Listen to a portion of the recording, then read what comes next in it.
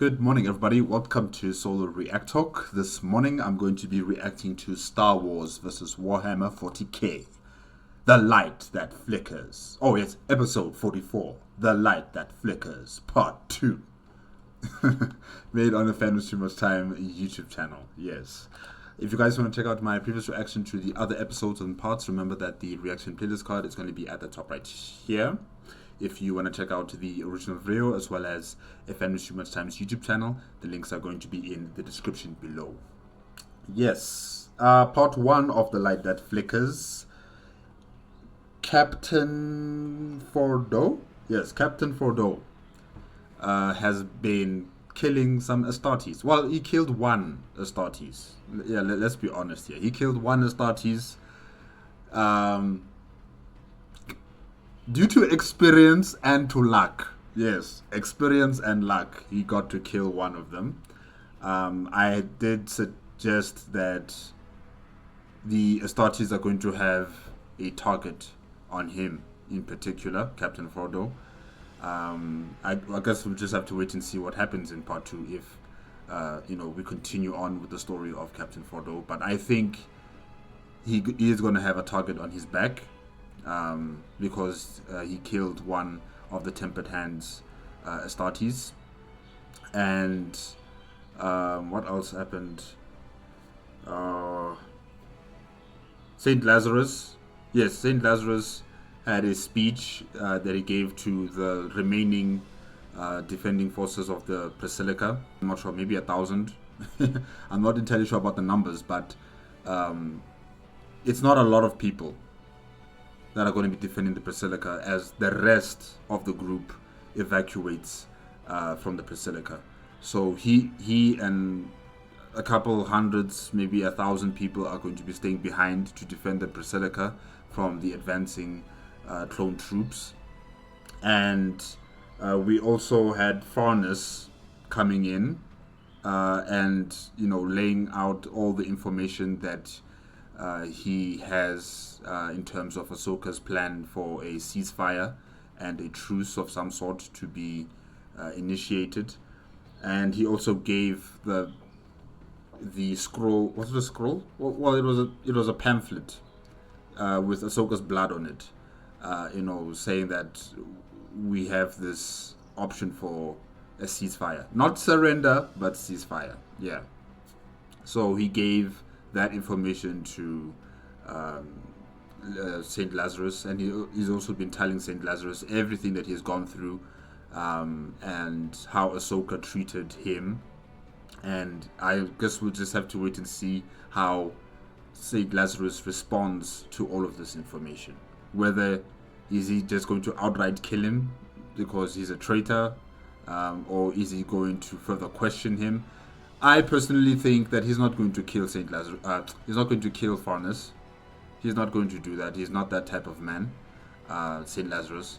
He will listen to him, and I don't think Farnes is going to be in any trouble, really, because everything he will be saying is the truth. What happened to him and what has happened to Nerva. Yes. Everything he's going to say is going to be the truth. I don't have a doubt that, Farnes is going to come out of this alive. If Talweiler was there questioning him, then yeah, he was probably going to die. He was probably going to die. But since there are no Inquisitor, well, Samuel Weiler is there, if I'm not mistaken. Yeah. But I also don't think he's going to kill Farnes. No, I just don't think so. I don't think he would do that. Yeah, if it was Talweiler, it would be a different matter altogether. So yeah, basically that's what's been happening in part 1 of The Light That Flickers, and now we are continuing on with part 2. 3, 2, 1, go.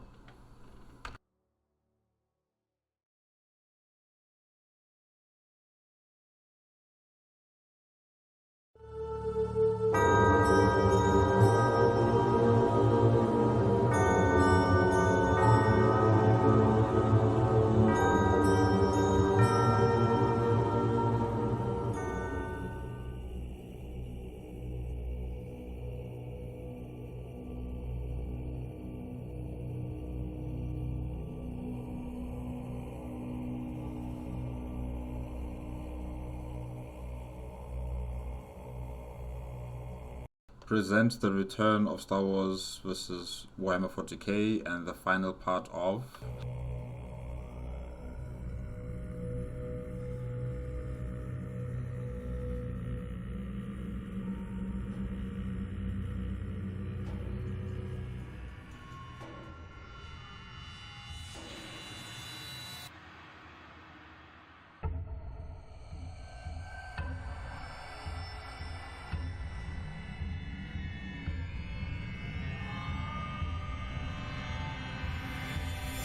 No.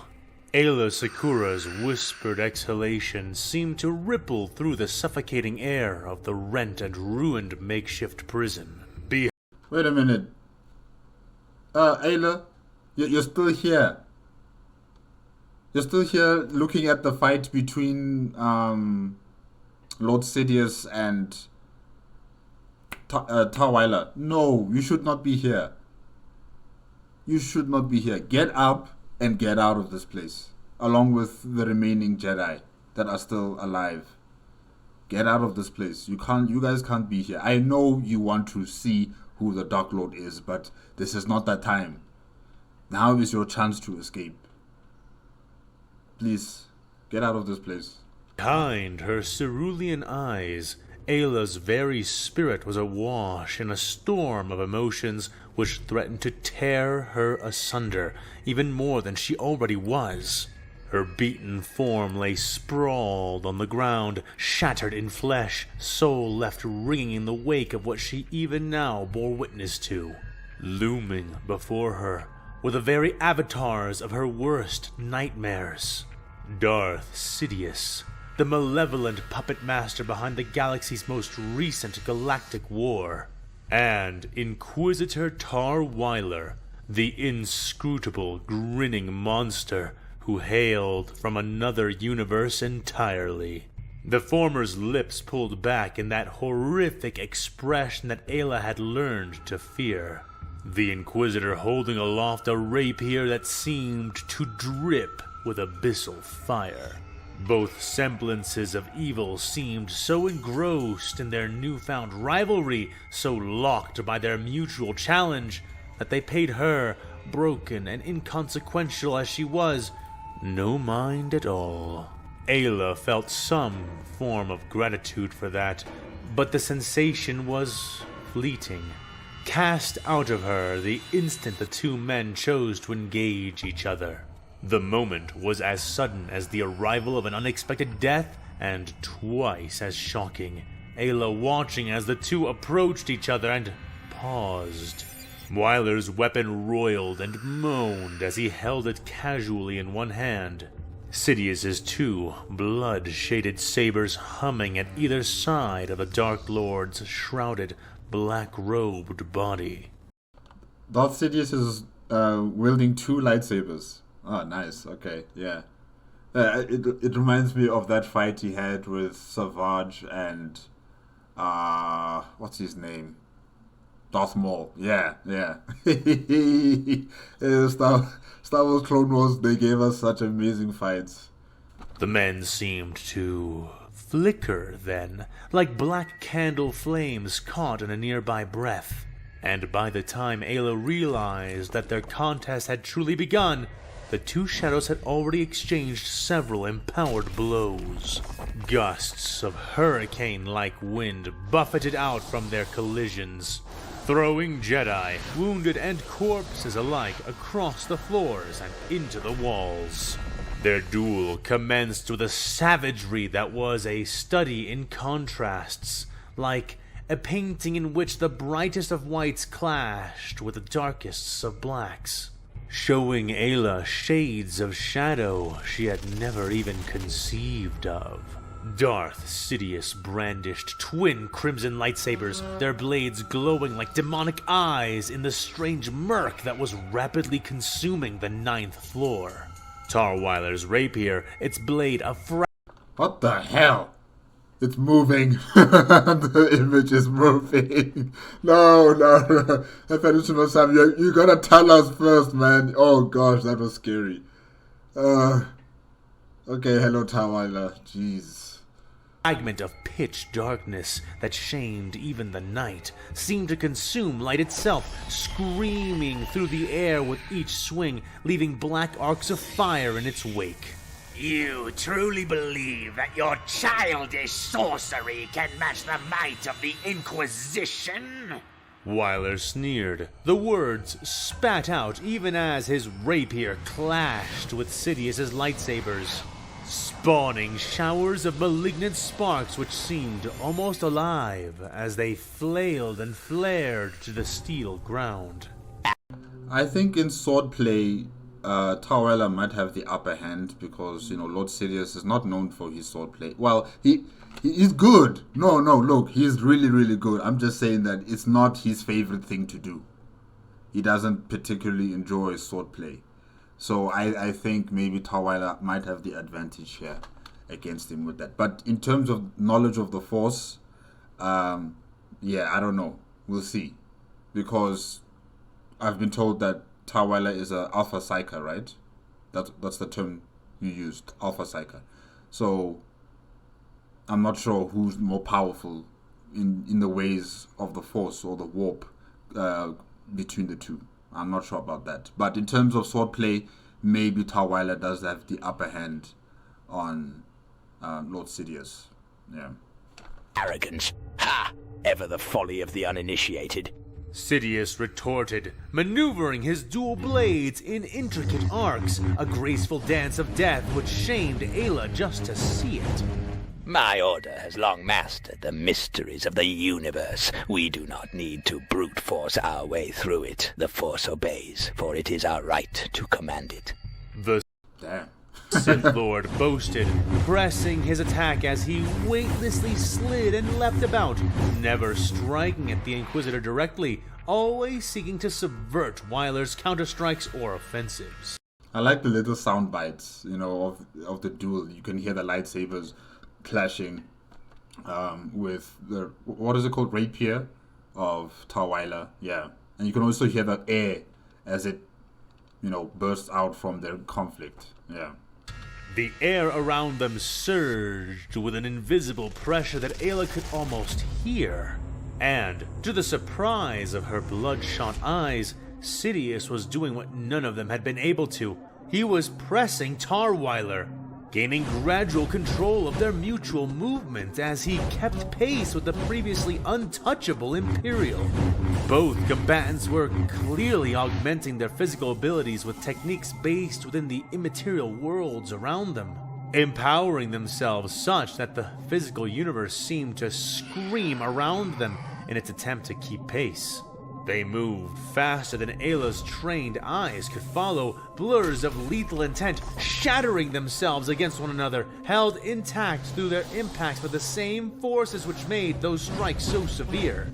Wyler's rapier stabbed and slashed with a serpentine grace, his movements winding and indirect, like a snake's coils folding under itself, his every maneuver punctuated with a violent and sudden lurch forward. Meanwhile, Sidious's lightsabers wove a web of red, creating a wall of light that kept pace with the black serpent fang that was Wyler's weapon, catching and deflecting every blow thrown his way. Their conjoined arts of combat could have made small the likes of even Master Yoda. At least, that was what Ayla believed as she watched on.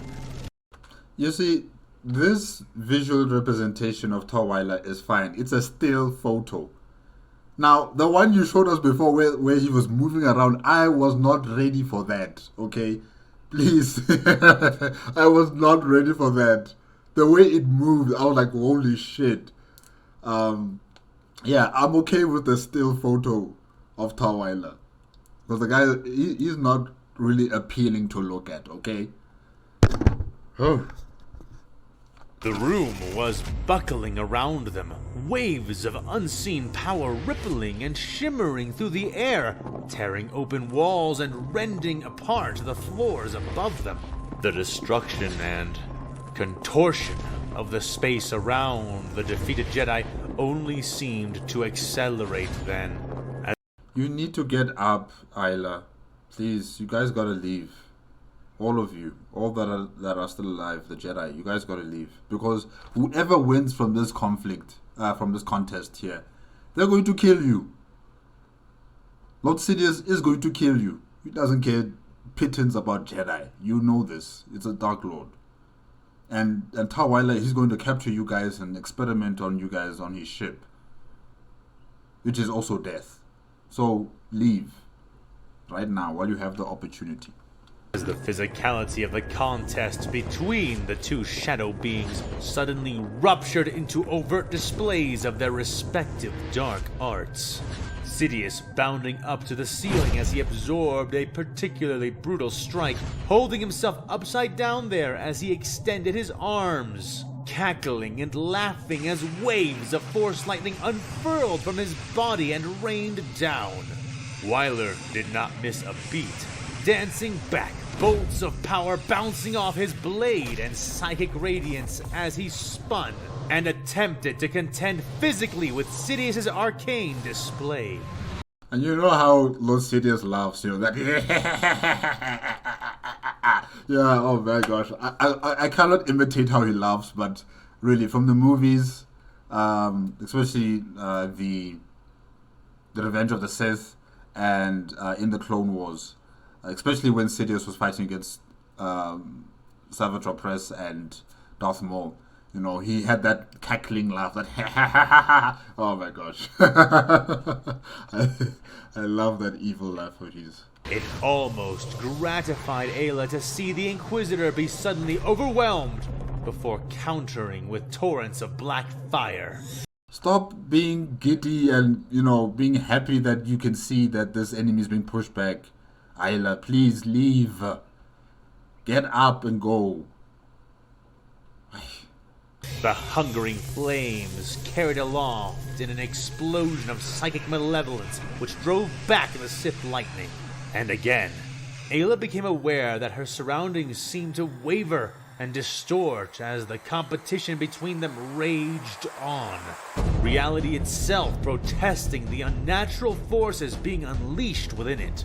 The walls caved and folded, Jedi bodies both alive and dead being swallowed up into those metal confines as the steel around them seemed to breathe and grow, expanding and morphing as if chemically swollen from the abyssal alchemies which had been turned loose here.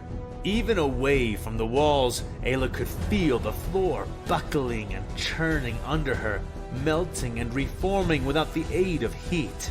Her heart hammered as she looked back at their horrific duel, wondering how her order was ever meant to stand before such twisted and unknowable powers.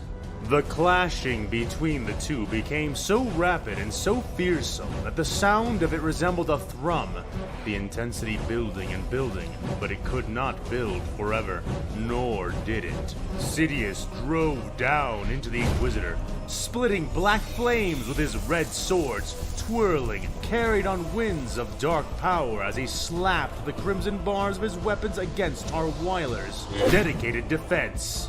For his own part, despite having no second weapon, the Inquisitor was not struggling to keep up, at least no more than Sidious was. Ayla watched them lock swords, watched Tarweiler kick Sidious in the chest, dropping his rapier into a lowered posture, secondary hand slapping against the back of the hilt, and launching into a rising lunge that the Dark Lord of the Sith only avoided by cartwheeling back and out of the way.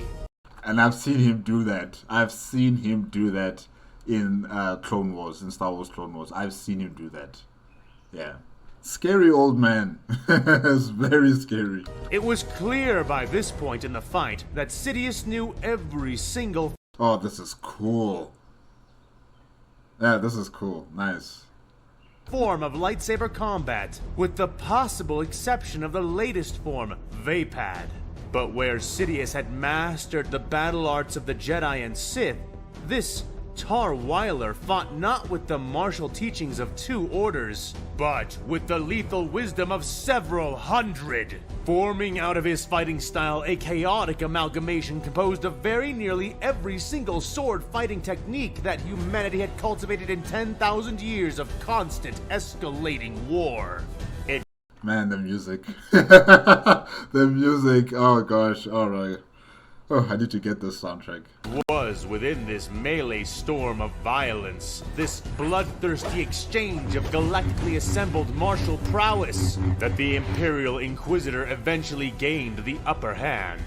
It happened so quickly that Ayla was not able to spot the exact moment that the rapier found its mark, somehow sliding past Sidious's guard and scoring a searing line across the Sith Lord's chest.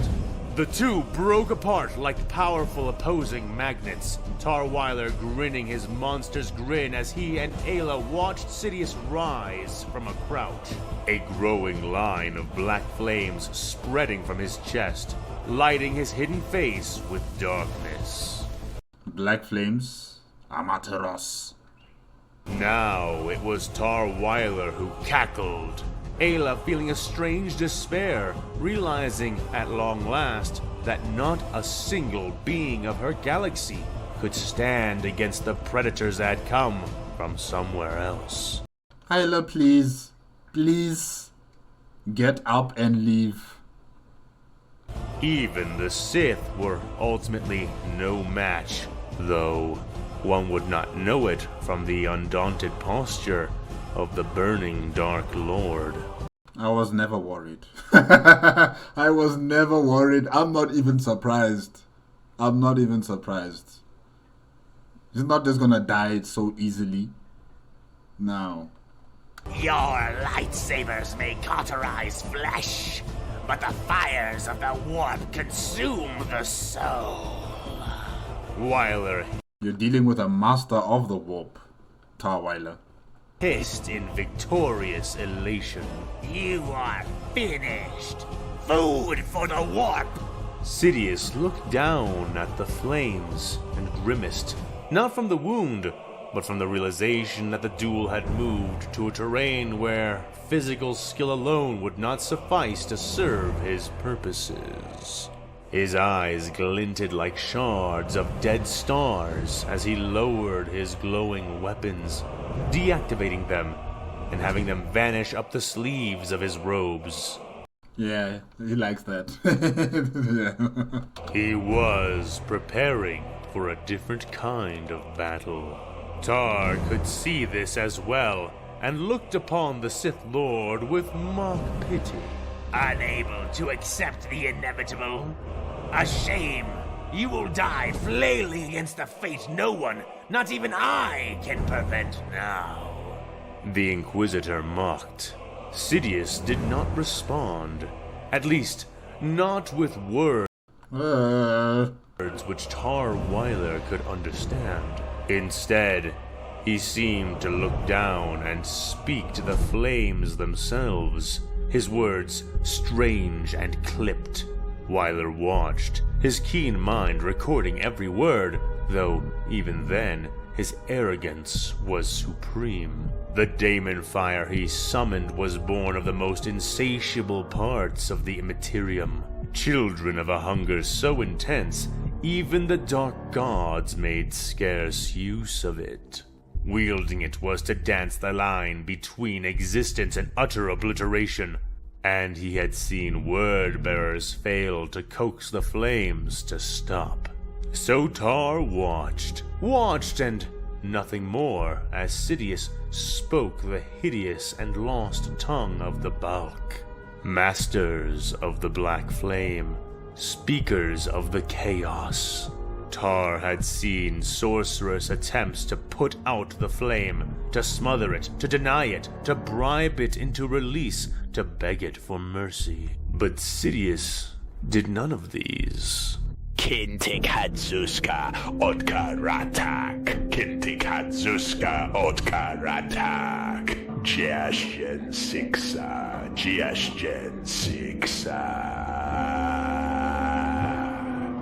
Sidious spoke, summoning control of the black flame. This... Man, this also takes me back to Star Wars Rebels. When, Sidious was... I forgot... Like, Ezra was in some sort of interdimensional walk path tunnel of some sort, that showed him different timelines. And in one of the timelines, you could see Darth Sidious, creating some sort of incantation. Yeah, and he saw Ezra, and he tried to kill Ezra with Force Lightning, I think, or was it some sort of blue fire? Yeah, this is taking me back to that point. Yeah, with this incantation spell. His communion with the dark side. Finishing the incantation, Sidious drew in a deep breath, and as he did, the flames were torn from his chest, entering his nostrils, and with flares of power which could be seen within his shadowed eyes, the fire was gone, and the Inquisitor was left speechless. And if you cannot extinguish the flames, Tarweiler, what does that say about you? What does that say about you? Since you cannot replicate what he just did, what does that say about you? You're in trouble. You're in trouble. For a moment, at least. How? Tar finally managed. The flames are unquenchable. They do not relinquish prey. How? It's Lord Sidious. He demanded, raising his rapier and pointing it at the Dark Lord of the Sith. Darth Sidious, resplendent in his darkness, did not respond right away, shadows deepening all around him as he finished breathing in the breath he had taken.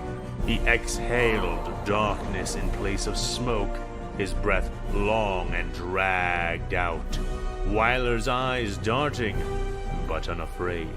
When Sidious spoke again, he did so in a deep, demonic voice that drew what little breath Ayla had out of her lungs. The dark side of the Force is a pathway to many abilities the weak and short-sighted consider to be unnatural.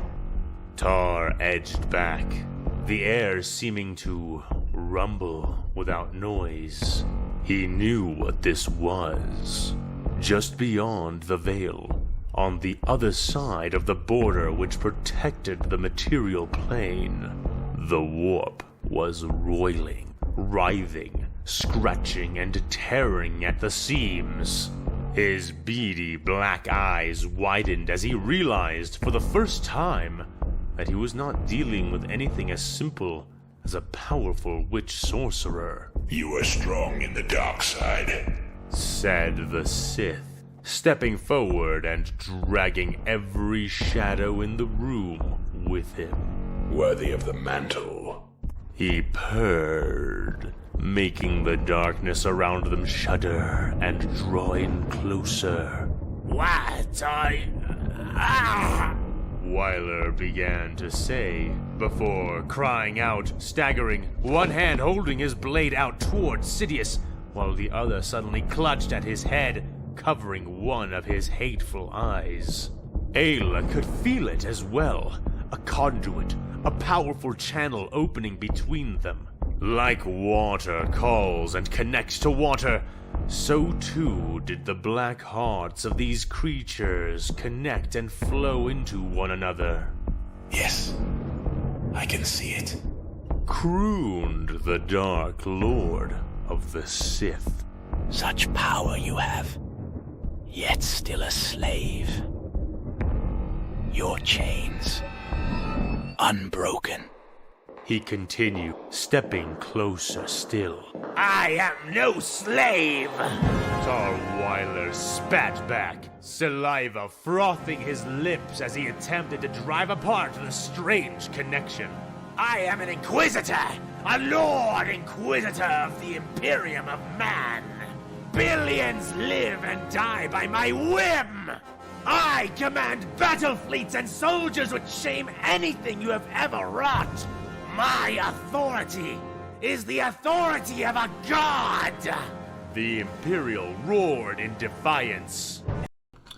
I may not like Tarweiler, but, you know, at least he is standing on what he knows and what he believes. And, you know, his loyalty to the Imperium of Man is unquestionable. Yes, his methods, his tactics, and the way he displays his loyalty to the Imperium of Man might be brought into question, but he's loyal to the Imperium. Yeah.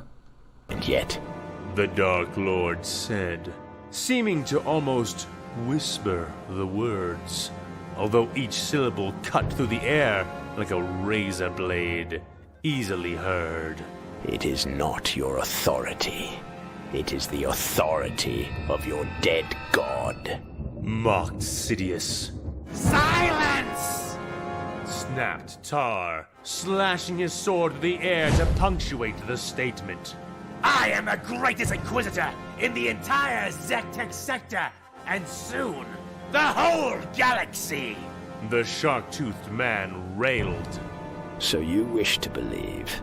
The Sith Lord smoothly retorted. And yet how true would that be if the rest of your precious Inquisition knew? Said Sidious. Knew what? And how do you know about the rest of the Inquisition, Lord Sidious? Stunning Tar with the breadth of the knowledge this connection had evidently bestowed. Knew what you really are. The Sith finished with a grin. The What is he really? What are you talking about, Sidious? Inquisitor could feel. The man could not be allowed to live, or know anything more, Tarweiler determined, gritting his teeth and furrowing his smooth brow into an ocean of wrinkles.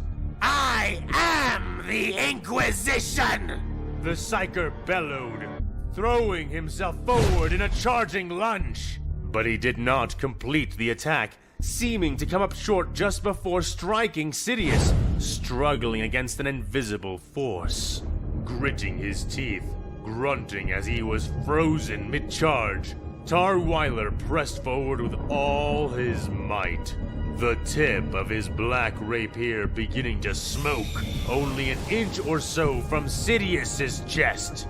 The Dark Lord smiled, stepping closer and forcing Tar to slide back, the end of the rapier now glowing red hot. With a sudden burst of movement, Sidious snapped his left hand out to his side. The rapier, following, suddenly jerked out of Tarweiler's grip and spinning across the room to clatter against the wall. In the same instant, his right arm thrust forward, right into Tarweiler's chest, exuding a force great enough to fold Durasteel, but only managing to shove the Inquisitor back about 6 feet. Staggered, but swiftly rising and regaining his composure, Tarweiler reached out to his right, extending his will towards his sword, but paused then as Sidious shook his head. Why let blades decide what malevolence should settle? The Sith Lord suggested, an insidious proposal which challenged Tar's most vaunted asset, his psychic might. Very well. But remember, when you find yourself screaming, your soul rent apart in the tempest of the warp, recall this moment. Remember that it was you who challenged me and brought this upon yourself. Tar. Tarweiler, you sound very confident, man. I don't know. I don't know. I don't know if you're gonna make it out of this alive, man. I'm telling you now. When he extinguished those flames, and you said it yourself that you can't do that. You can't extinguish those black flames. He did it. What does that say about you, my guy? Oh, you're not my guy, sorry. But what does that say about you? Said as he drew his hand back in and crossed his arms over his chest, forming an aquila, though each of his fingers was notably spread. Darth Sidious raised a hand almost daintily to his mouth and laughed. Clearly you have a talent for speaking threads. But I am afraid that now I must teach you when to heed them, said the Dark Lord. Yikes. Raising his hands, touching his thumbs together, and forming a pyramid shape at the center of his chest. For a moment, they seemed to hold, paused, one staring the other down. But they were only still in a purely physical sense, as Ayla could feel. Behind their dark, burning eyes, the Force was splitting and being churned in a way which defiled every teaching of the Jedi. Lightning burst from Sidious like a foul raiment of destructive energy. And in response, a corona of brilliant shimmering flame exploded like twin wings from Tar Weiler's back. The fires black, but edged in a brilliant gold. A fraction of an instant later, and the duel shifted from a physical to a metaphysical plane entirely. Ayla's eyes wide and bleeding as she continued to bear the burden of the witness. Sidious unleashed phantasmal Sith illusions. Demonic constructs of the dark side aimed to disorient and terrify, now coming closer to true life than ever before. Weiler retaliated by ripping open the very fabric of reality, exposing both himself and his opponent to the roiling madness of the warp itself. Visions and nightmares clashed in a realm beyond corporeal understanding. A contest not of strength or martial skill, but of will, knowledge, and blackest insight. The Force was tearing itself apart, devouring its own body as the two men commanded it against each other. And the room contorted violently, rising on contorting corrupted metal until it was no longer the 9th floor beneath Whoa. the ground, but rather 9 stories high into the air.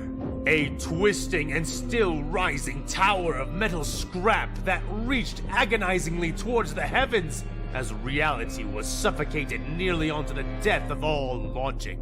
Ayla Sakura, her consciousness teetering on the edge of oblivion, realized then the unspeakable horror of her predicament, the predicament of her entire order and republic. Compared to this power, they were all but mere moths caught between 2 raging infernos, each capable of incinerating not just the body, but the very essence of any caught in their way. And somehow Master Yoda fought against the same man. The same man, and almost, well, he didn't almost beat him, no. It wasn't even a stalemate. It was just the backlash from the Force lightning, that threw Yoda all the way down the assembly hall for the Galactic Republic.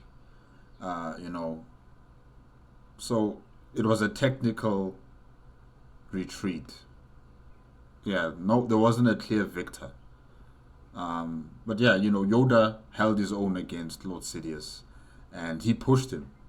Even Lord Sidious was frustrated with the sword, with the lightsaber battle, that he resorted to using the Force against Yoda. So I think also Master Windu. Yeah, Master Windu also was able to defeat Lord Sidious. He was about to kill him, but because other characters interrupted. But yeah, Master Windu and Master Yoda have a chance against Lord Sidious. But this battle, it's taking levels that I've never seen in any of the Star Wars franchise content, especially when it revolves around Lord Sidious. This fight is so beyond that you even wonder, you question yourself whether, how is it that Master Yoda, Master Windu, even Anakin Skywalker, when he was Darth Vader and he picked up the Emperor and he threw him down that exhaust port or something. Yeah, how were they able to do all of these things against someone who's this powerful, fighting against Tarweiler? Yeah. As Sidious and Wyler continued their unspeakable contest, now a clash of forbidden lore and dark power as much as one of weapons, Ayla felt the Force itself shuddering, as if in anticipation of some terrible, irreversible fracture that was about to occur. Regardless of who emerged victorious, she understood one chilling fact. Both men were shepherds of cataclysm, architects of the apocalypse of not just this world, but countless others. Their darkness was not merely personal, but cosmic. Not merely physical, but metaphysical. And as she lay there, flinching at each crackle of dark energy, and each scornful exchange of powers entirely antithetical to her own, a final thought intruded upon her fading awareness. She and the Jedi had never even stood a chance. No, like I said, maybe Master Windu, maybe Master Yoda, and Anakin Skywalker, Master Anakin Skywalker. Yeah, those three have chances. But the rest of you, yeah, you just don't have that chance. This war had been over before it started, and as despair consumed the soul of Ayla Secura, so too did darkness consume the waking world, and she fell away, knowing no more. That image was cool. Kubik, well done. Well done. That image there was nice. You know, in the beginning it was zoomed in onto that sphere of darkness, but then as we zoom out and we can see Lord Sidious and Tarweiler, you know, powering up. I would say that they're powering up. Yeah, that was amazing. That was amazing. Nice picture.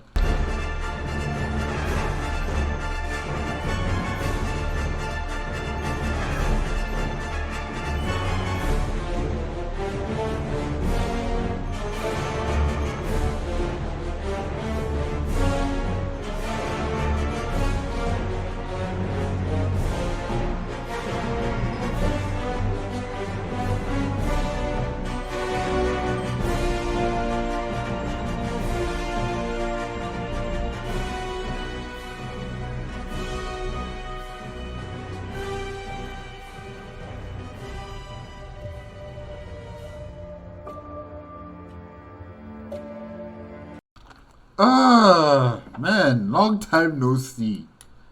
Omega and the Oracle Squad. Long time no see. Now we're going back into space.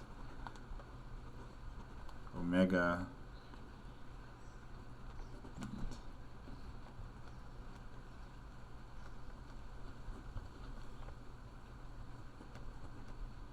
Okay.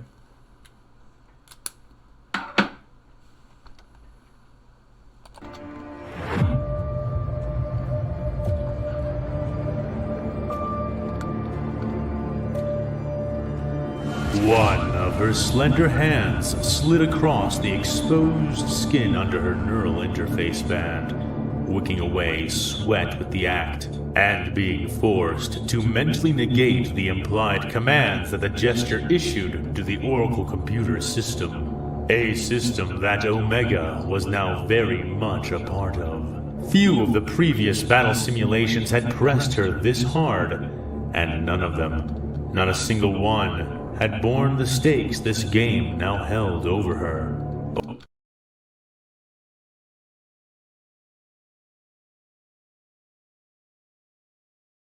Omega flicked her wrist, readjusting the assault positions of countless warships with the act.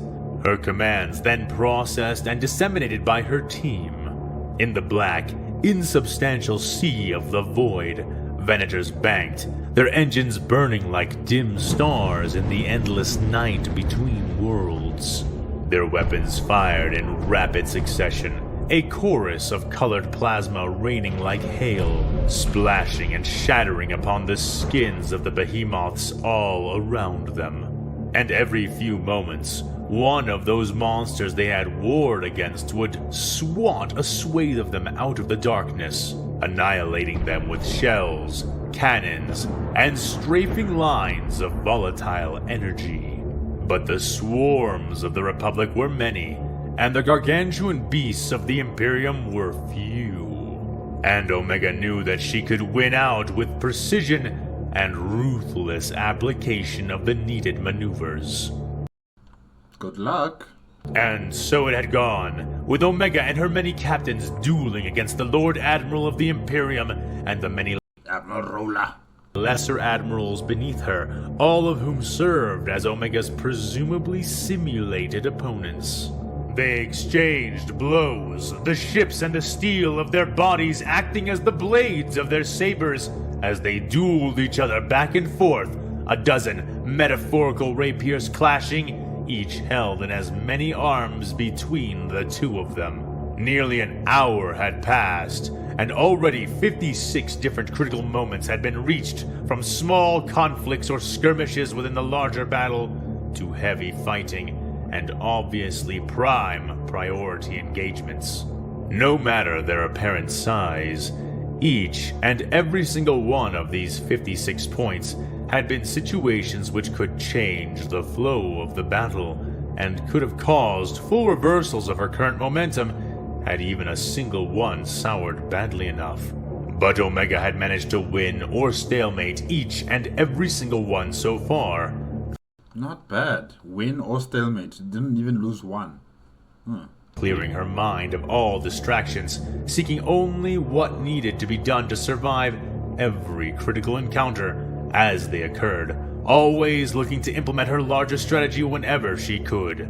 At the end of the day, no matter what intelligence she was facing, this battle, any battle, was just angles, numbers, possibilities, and probabilities.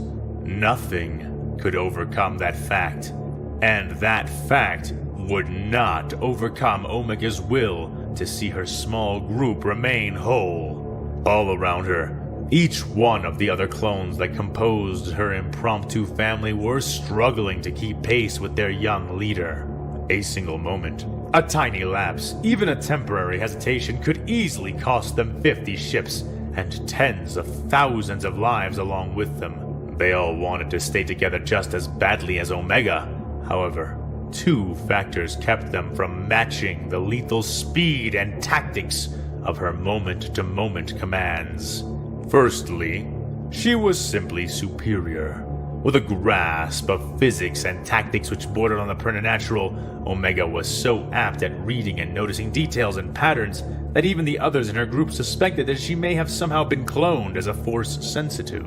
With an eye sharper than a vibroblade, and a mind born of the gene furnace that was what remained of Jango Fett's existence, Omega did not lack for decisiveness either, and her application of tactics was either immediately effective or quickly corrected.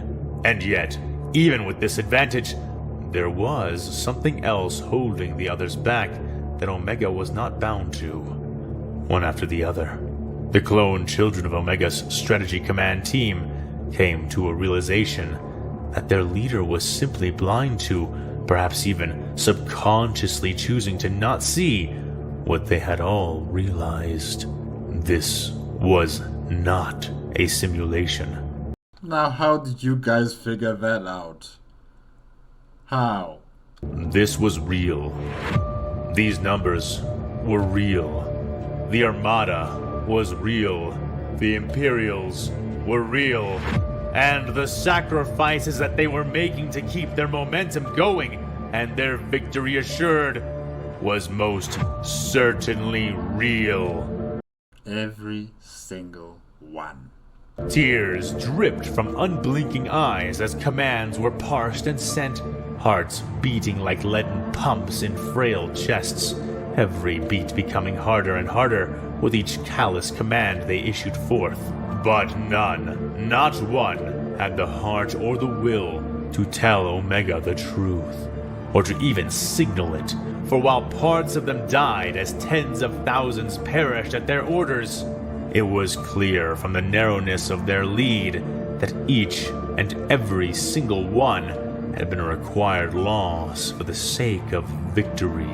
And so, Omega, unknowing, innocent goddess of death, danced and spun her strategy over the convulsing, dying masses of Republic and Imperial ships. More and more their momentum was mounting. Further and further ahead did their victory take them, and all it had cost them to this moment was nearly 1.25 of their combined fleet strength. Most of those My gosh. lost Republic ships did not meet their end in the direct battle that was occurring even now, however, for such mass losses in such a short amount of time would have been almost impossible to manage unless she had been trying to get her units obliterated. The whale-like behemoths of the Imperial fleet circled and spun lazily in the void sea, engines burning outlines into space like vast fins of fire as their enormous weapons belched sure death into the clouds and shoals of surrounding Republic vessels. But those overpowered weapons could only be so effective when overkill earned them nothing. And Omega had already adopted strategies to keep each single blast of their gargantuan guns from destroying an optimum number of her own ships. No, the true lethal threat came from the vast line of even larger, stranger vessels who kept their distance from the body of the battle. Despite that distance, their participation was no less present as they fired massive and varied weapons from their positions, creating a myriad of destructive and debilitating effects across the entire battlefield.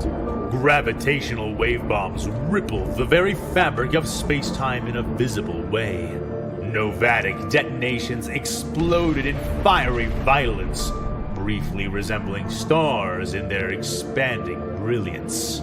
Ionized particulate torpedoes blossomed in ways which resembled brilliant fields of blue and purple flowers in the black backdrop of the battle, creating nebulas of crippling energies which could strip the functionality from a Venator like a hurricane wind could blow out a candle. The battlefield conditions continued to change, and Omega continued to adapt. However, she did not seek out the distant, bombarding behemoths, calculating that the overall battle would be harmed by splitting her forces. Okay, I guess she has a point there. But really, if I was in a position, I would split the force. Those who target the smaller vessels and those who target the larger, much more powerful vessels. And you need to board those vessels. Because a frontal assault against the battleships, the main ships of the line of the Imperium of Man, is just not going to be enough. We've seen this already before. So, I don't know if there's any Jedi that are left within the Victory Fleet, but, you know, whatever clones you have on board that can board other ships, you're going to have to use them. You're going to have to use them to take over these vessels internally. Because externally, they're just so heavily armored, and, you know, they have psychers on board that can turn your people mad, and then your people start killing each other. And she knows about this information as well, if not mistaken. Yes, she knows about this information already. So really, I think it's paramount that the fleet should be cut in two. Those that focus on the smaller vessels, those that focus on the larger vessels. The ones that focus on the larger vessels, they have to board those battleships and fight within the ship until they reach the command structure or bridge of the ship and take it over completely. I mean, I just don't see any other way. I really don't see any other way. Even now, as wedge-shaped Republic ships splintered and burst on waves of unseen gravitational energy, or were burnt molten in the embrace of sun-like explosions, the bleeding monsters of the Imperials began to die as well, and with each felled Imperial ship, much of their fleet strength would be bitten away. Each time an Imperial ship became too crippled by the ongoing battle or was destroyed by Republic vessels, at least 2 other Imperial ships would break off from their battle positions, anchor the vessel brutally with large chains, and drag it away into screaming, swirling portals of blue and black energy. Oh, so if the ship is heavily damaged, they anchor on it, on the Imperium of Man. They anchor on the ship and they pull it into the warp to return back to the main Zectec fleet. Okay. I guess they really want to make sure that their enemies don't get any sort of information about their vessels. And maybe because they can't produce any of these vessels currently right now. Because they're still trying to establish themselves in the galaxy. So any Space Hulk that is available should be repurposed as soon as possible, I guess. Thus, breaking one vessel meant subtracting 3 from the battle, an advantage that was rapidly giving Omega dominance in this contest. But these AI pictures, if that's what this is, yeah, they look good, but I think AFanWithTooMuchTime has to focus on making sure that they are actually relatable to Warhammer 40K or to Star Wars, like Star Wars ships or Warhammer 40K vessels, moving, powered by AI imagery. Yeah, I think that would be better. The ships are nice, it's just that they don't connect with the story, I think. only so long as their concentrated fire efforts remained consistent, and they could only remain consistent if she did not split her attack power in half. So, okay. Men died and fired, killed from behind by the enemies they were forbidden to pursue. The netherworld was flushed with the dead, but Omega could not feel their presence, nor could she hear their legion. Not until, suddenly, a small, red line of script appeared in the corner of her vision, in the midst of her void-born duel with the Imperium. Connection error detected.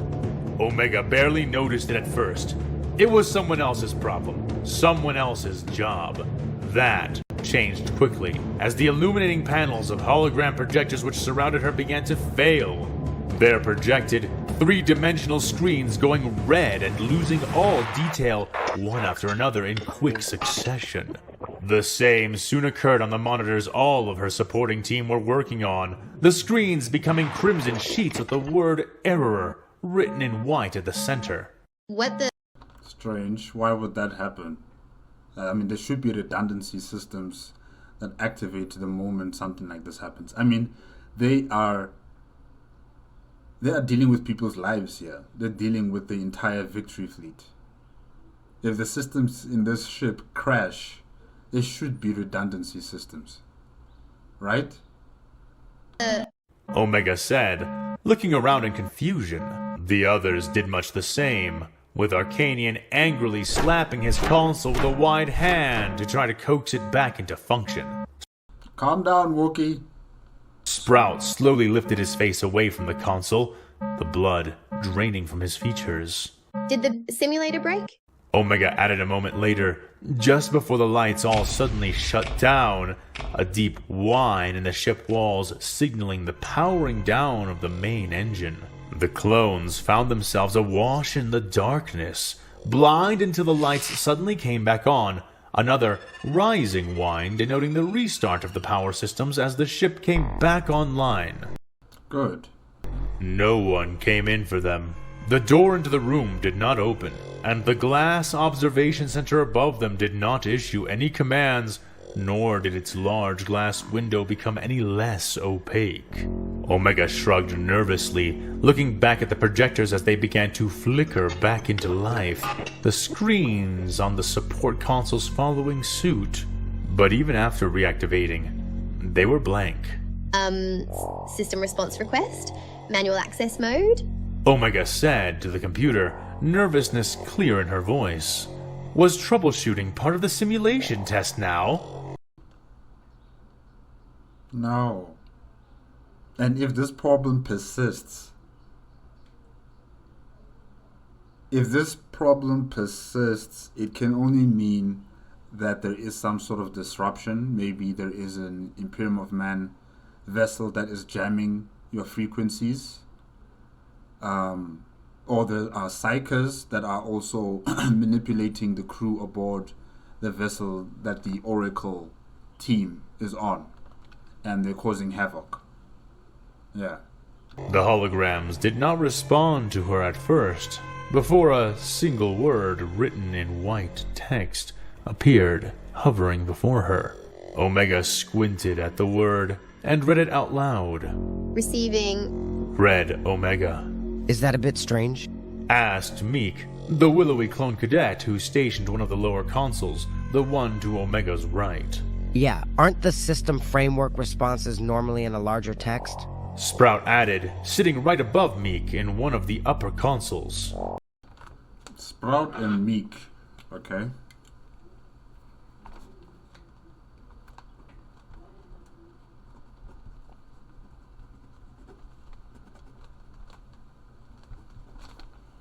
Also, it's in a different font too. Ally said from over Omega's shoulder. What are you guys whining about? Computer's probably got an upgrade that changed a few things. Let's get this error worked out. You know what is happening. Upgrade during the battle. Upgrade during a battle? No. Every second we are cut off from the Armada, right? Arcanian insisted. Ark's right. Said Omega. Think about it. This simulation has been more detailed and complex than any we've had thus far. I'm not even surprised the computers could not handle it. It only makes sense that they would have gotten upgrades before this game began. She explained, unaware of how her teammates cringed. All of them knowing quite well that this was no simulation, and not a single one among them with the courage or motivation to tell her the truth. At least, not yet. Why? Just say it, guys. Just say it. I mean, it sounds funny now, or sad and funny at the same time when she talks like this. Omega stretched and cracked her back a little before continuing. Okay, system check. What is stopping us from resuming the operation? Omega commanded, crossing her arms as she waited for a response. The previous message vanished and a single floating dot appeared in the air where it had been, blinking on and off for a few moments. Then it was replaced by another response, which Omega chose to read out loud. Checking. What operation is not resuming currently? The young clone said, eyebrows askew in confusion which tainted the tone of her voice as she read the response. How can the computer not know its own operation? Ally asked, voice puzzled. No, definitely you guys are being hacked, or there's a jamming frequency, or there are psychers that are manipulating the crew aboard that vessel that you're on. It's those three options. You are hacked, you're being possessed by psychers, or you're being jammed. Yeah. Must be some kind of critical system error. Meek muttered. Do you think we can still troubleshoot our way through this? Asked Arcanian. Omega shrugged her shoulders and sighed, tapping her chin as Sprout bit his lip, a suspicion slipping serpentine and vile into his mind. Resume command and control operations over the current Republic fleet action. Omega began to say before Sprout suddenly yelled and almost fell out of his console alcove. Omega, wait! He cried out. Don't tell it anything! The young clone finished, but it was too late now. The computer relayed the amount of her response that she had already spoken, and the dot returned, blinking once more.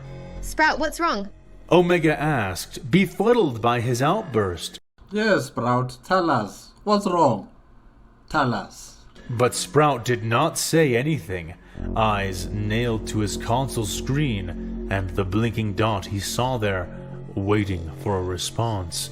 And soon, the response came. Found you? Omega read, even more confused than before. Found you. Okay, found you. She looked over at Sprout, expecting him to elaborate, but was shocked by the pained expression she found on his face. Omega, this isn't a simulation. This is a real battle against the real Imperium. And I think the enemy just found us. Sprout explained, and as if to punctuate his response, the ship suddenly shook violently. Omega almost fell out of her command platform and blinked rapidly. Are they ramming the ship? Oh my gosh. The pieces in her mind starting to form into the truth she had been refusing to see. She opened her mouth, but could not speak, tears beginning to rim her wide eyes as the profundity of her actions up to this point became clear. I'm sorry, Omega. I should have told you. One of us should have told you. But when Nalase chose to lie, we just assumed. Sprout tried to explain, feeling an unexpected wetness in his own eyes. And as he spoke, the sound of Kaminoans and clones beginning to scream started to barely penetrate the thick walls of their command center. Oh, wow. Alright. There's only two possible situations that are happening here. Yes, maybe a psyker is making them go crazy, or should I say a what are they called? A chorus of psychers, telepathica. They are the ones making them go crazy. Or they're being boarded. They're being boarded. I don't know whether it is by maybe a Space Marines like the Tempered Hands, or is it just a regular Imperial Guard regiment soldiers that are just boarding the ship, or the crew of a vessel in particular that is just boarding this Oracle ship. Yeah. So it's either they're going mad or they're being boarded. Omega, can you fight? Can you fight, lady? Can you fight? Can you shoot a gun? For indeed, the Imperium had found them, had been waiting to find them. And now that it had, the Imperium had sent an emissary bearing the Emperor's judgment. Officio Sassanorum? Oh gosh.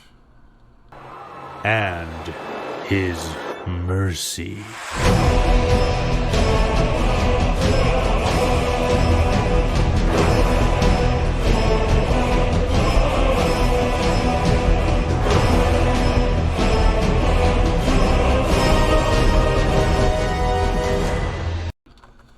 Sure. Omega, good luck. Omega, good luck. I don't know who is on that ship that can fight. But yeah, good luck to you, lady. Good luck to all of you who are in that command structure, because if it is Officio Assassinorum, you'll find no mercy. You'll find nothing but death. The Emperor's mercy. Yeah, that's the only mercy you will get. Imperial Remnant.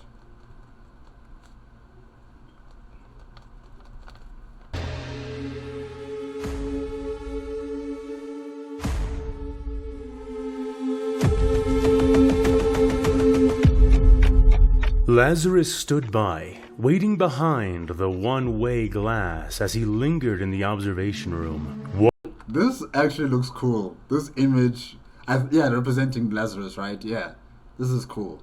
Watching as the examination was performed on the script he had been given. The long prayer scroll was covered from top to bottom in sloppy low Gothic. The terms for a ceasefire, not a surrender. Written in the blood of the Republic Witch Knight who had sent it, the message itself was barely intact anymore. Picked recordings now serving as the only records of what it had once said while complete. Servo surgeons and skulls extended their many limbs carefully down towards the paper, slicing segments away for piece-by-piece testing, all while members of the Medicae and Hospitaller who had remained worked furiously over specific segments of the tattered prayer scroll, cutting small punch marks out of the pieces where the blood had been spilled most thickly. The methodical disassembling and testing was an absolute requirement, for while the handwriting had been sloppy, the terms within were enticing enough to warrant consideration. If the Hospitaller personnel are still here, that means no one really has left, or did they also just volunteer to stay behind with St. Lazarus and the Remnant forces? Because I would have expected them to also leave. Yeah. But, for consideration to be even a meager possibility, Farnes's claims had to be verified, and further, Lazarus had to ensure as much as possible that he was not dealing with anything worse than an abhuman mutant. Already they had confirmed that the blood which made up the script belonged to a heavily altered near-human, about 2% more divergent than an Ogryn, but not quite as divergent as a beastman abhuman strain, like the Felinids. Now they were testing for everything else. The who? The Felinids. I've never heard of them before. How do you spell that? Oh gosh.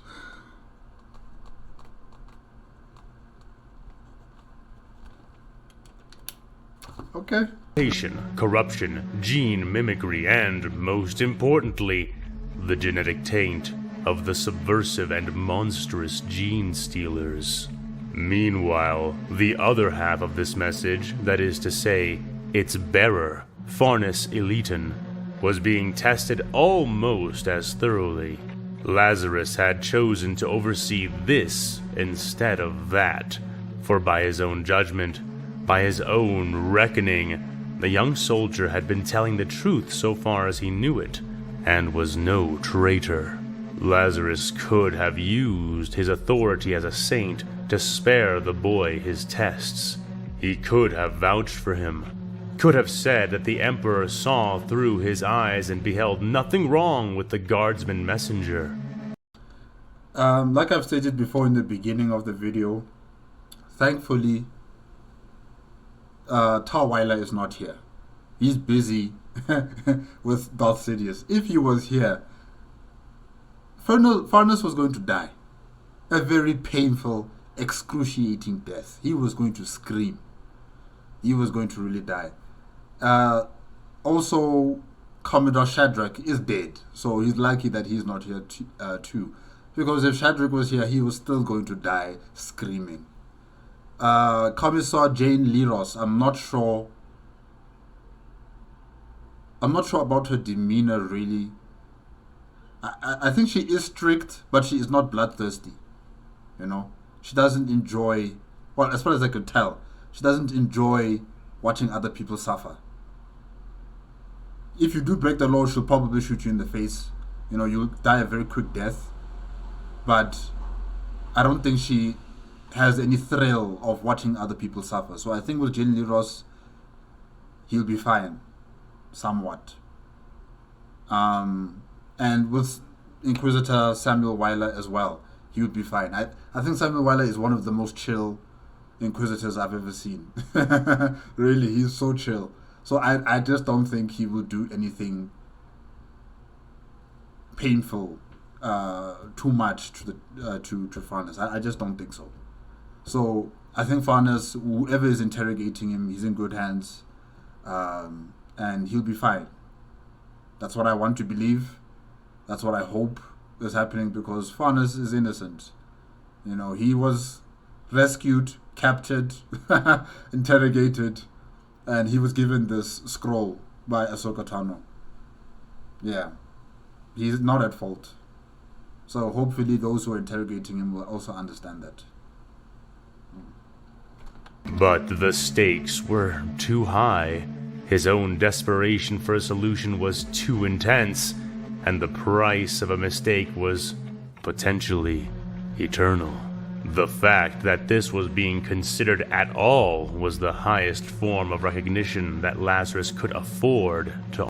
What the hell is this image? Oh, this is cool. This is cool. It just doesn't. The cross should be taken out, and the Aquila should be there. Yeah, but this is nice. This is so nice. Yeah. Offer him. The rest he would need to prove to the interrogators and psychers who, even then, were busy scouring his mind for any trace of deception or omitted truth. I cannot believe that you are actually choosing to do this, said a familiar voice behind him. Lazarus did not turn. Though it had been only a very short time, already he and she had verbally skirmished around this topic.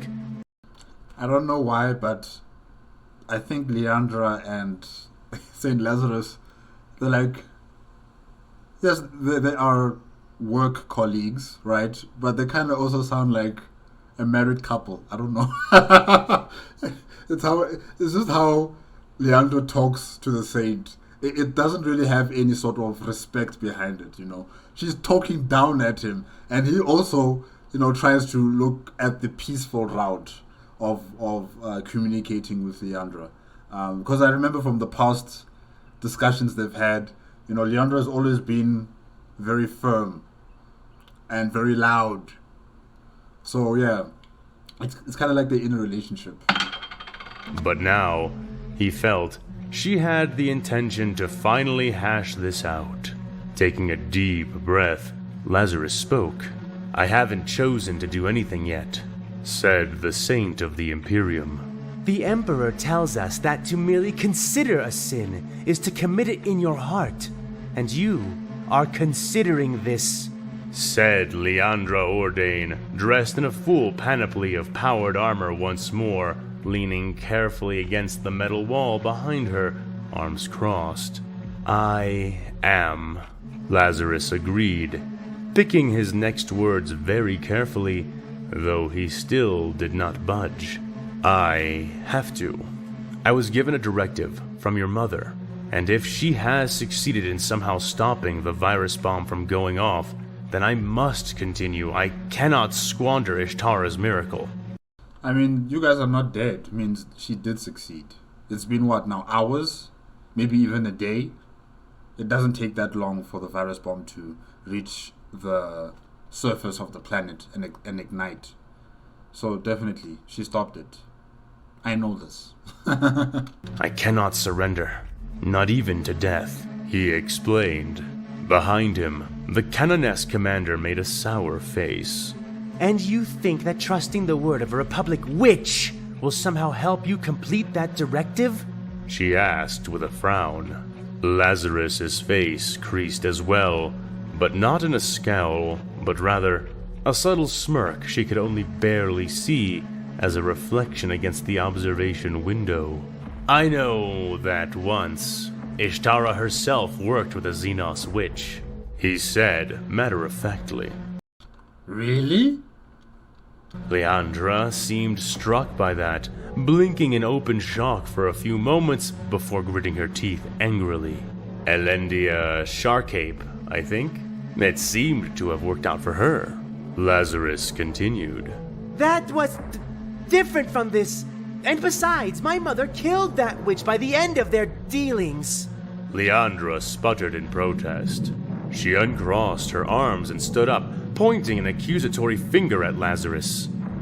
"How would you even know about—" Leandra. This is nice, Kubik. This is very nice. I like how I like how Saint Lazarus is just adorned in white like that. He looks like a well, not really a Jedi, but yeah, he looks like a Sith, cloaked cloaked Sith Lord, but in white. Yeah, instead of black. Yeah, he looks cool. Leandra began to ask, cut off a moment later by Lazarus as he finally turned around to look at her, his expression thoroughly bemused.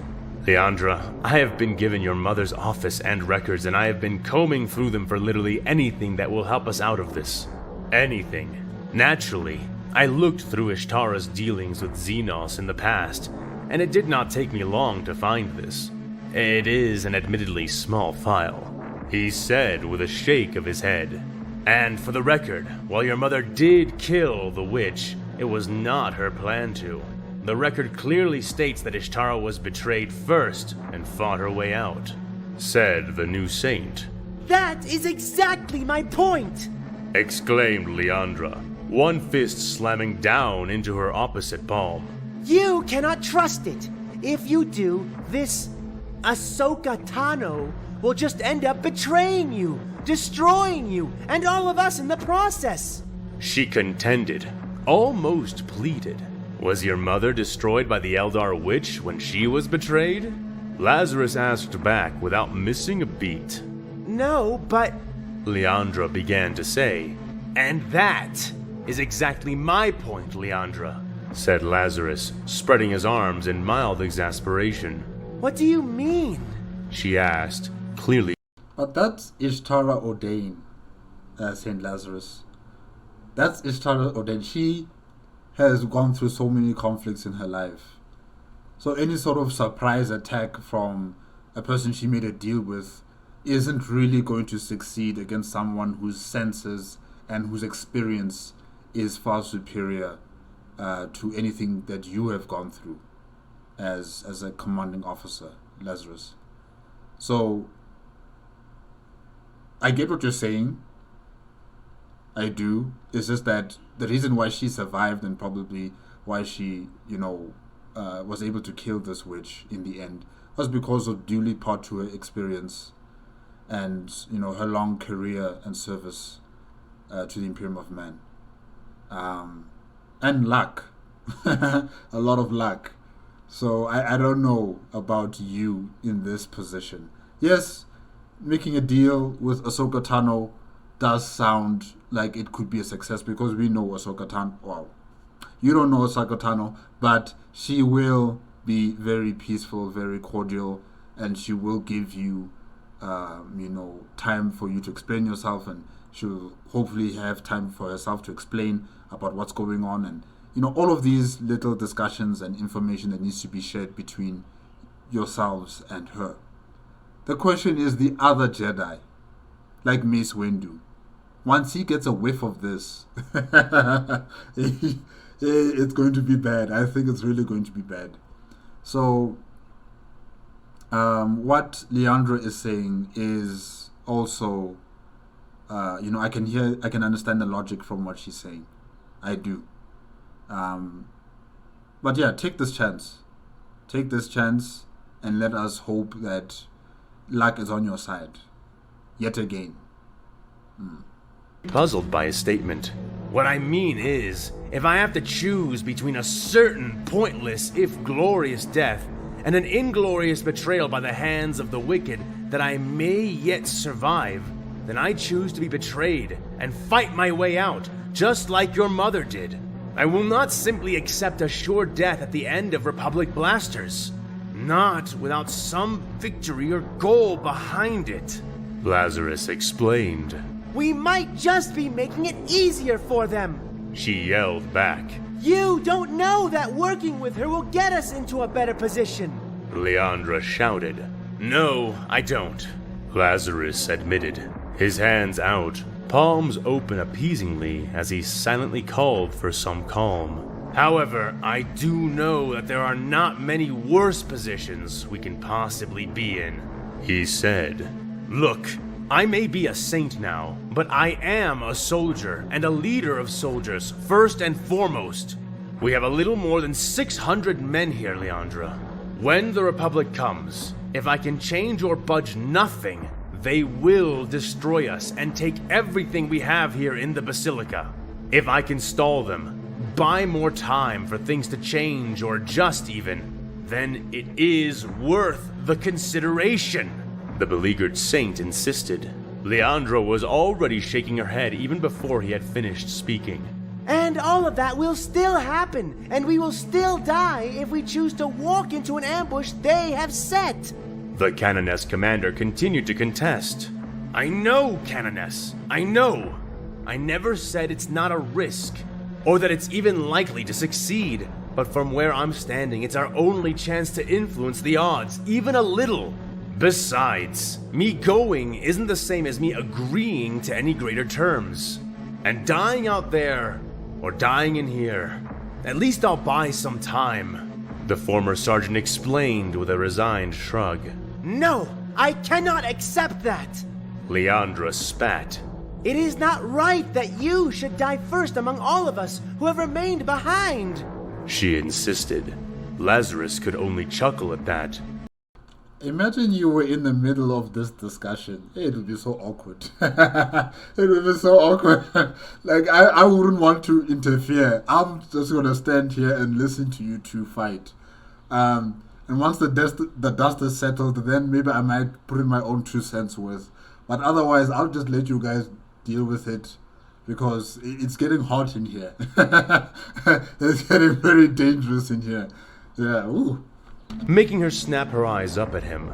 But before she could speak, he reminded her of something that sucked the next response out of her throat. Leandra, I already have. You cannot protect me from that. His words left a silence in the air, reminding the impetuous canoness of the fact that, between the two of them, it was he who stood at the Emperor's side, even if only for a moment, not her. Thoughts boiled behind her eyes, emotions so powerful she could use them to burn even Lazarus alive.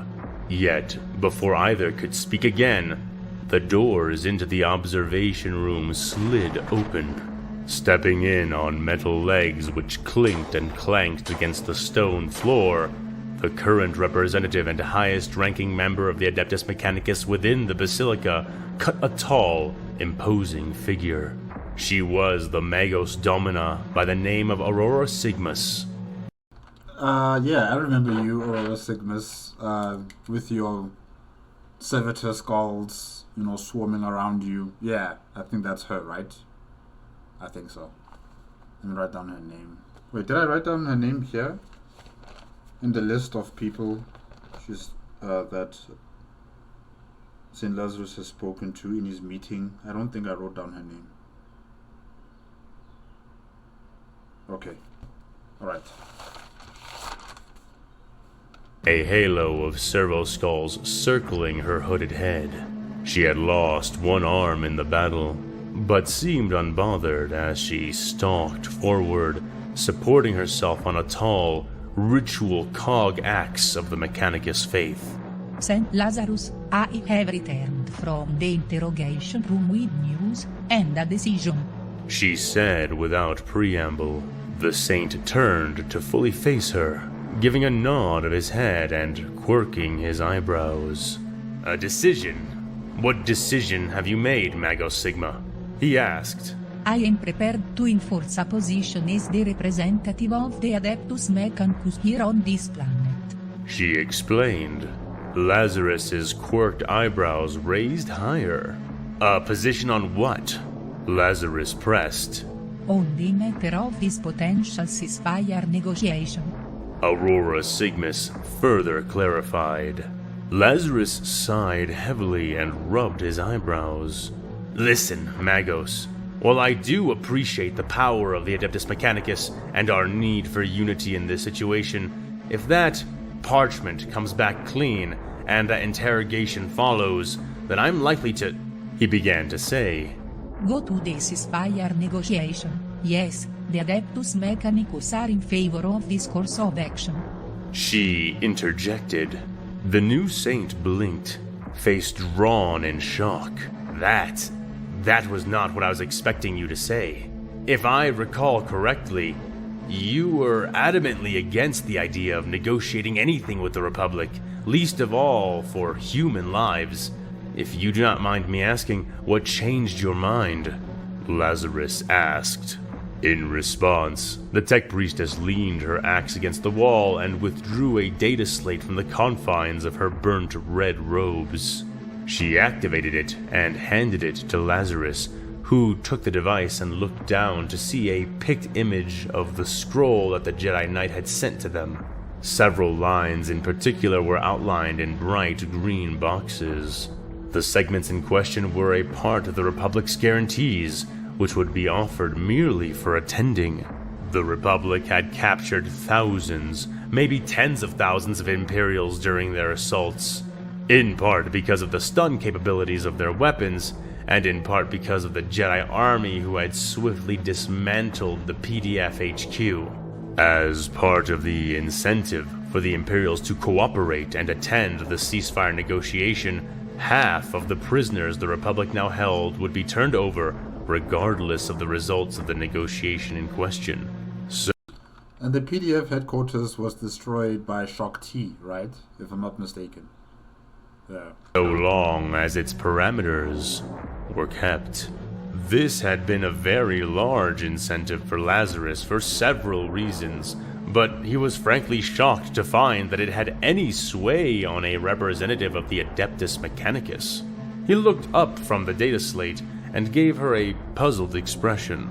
Do not mistake me, Saint Lazarus, I have not suddenly developed a capacity for sentimentalism. She Okay, lady. So what are you here for then? Why take this decision? said to him as she reached out to take back the datapad. Then, what exactly am I supposed to draw from what I read? He asked her, handing it back. 12 minutes ago, the interrogators succeeded in forcing an entire, accurate recounting of events that Private Farnus Eleten had been withholding from his initial account of the battle. The priestess said, "Oh, was he hiding something about this Jedi?" Lazarus asked, but she shook her head no. He has been entirely truthful, so far as can be determined, in regard to everything he has disclosed concerning the entity known as Ahsoka Tano, and his brief time in Republic custody. She explained. However, prior to his encounter with the Jedi, he met with a woman of my order, a Knight Adept designated as Nerva Sharp. Yeah. The priestess went on. Hopefully, Furness didn't tell about Nerva piloting the Imperial Knight. Because I remember she said that Furness has to keep that as a secret. Yes, he told me about her. She is one of the people set to be exchanged if we attend the ceasefire, said Lazarus. Precisely. Affirmed Aurora. So it's all about Nerva, huh? She doesn't give a damn about anyone else. Repossessing her is of paramount importance to the Adeptus Mechanicus. As such, I do not only approve of your potential decision to attend, I demand it. Nerva Sharp must be recovered. The price or risk of such a thing is immaterial. The priestess revealed. Leandra sighed heavily and shook her head, and Lazarus gave a small smile. Well, at least it seems we are almost on the same page, he said, making Leandra groan again. Fine, but if we are deciding to attend this blasphemous exercise in futility, then we need to determine who is going and who is staying, and what we will do if all of this turns into a trap. The canoness grated, straightening and cracking her neck. About that, I've been considering that, and I think I know who I want to go with us. We must be prepared for failure or betrayal, but that does not mean we should sabotage our own chances at victory, said Lazarus. Who are you considering? Asked Aurora Sigmas. Well, the three of us, for starters, but a few others as well. Somebody find that Inquisitor, if he is still here and still alive. Also, Aurora, you just came from the interrogation rooms, right? What state was Farnus in when you last saw him?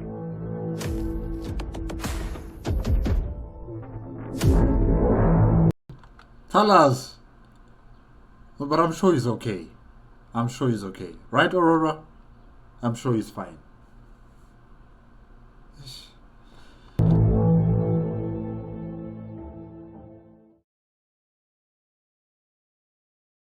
Well, well, well. Captain Fordo!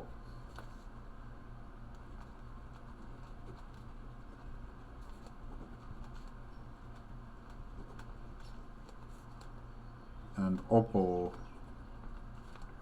Rancisis. Yeah. The guy who can transfer his mental thoughts to all clone troops on the battlefield, right? That's Rancisis. Yeah, the Jedi who can transfer his force mental sharing. Yeah.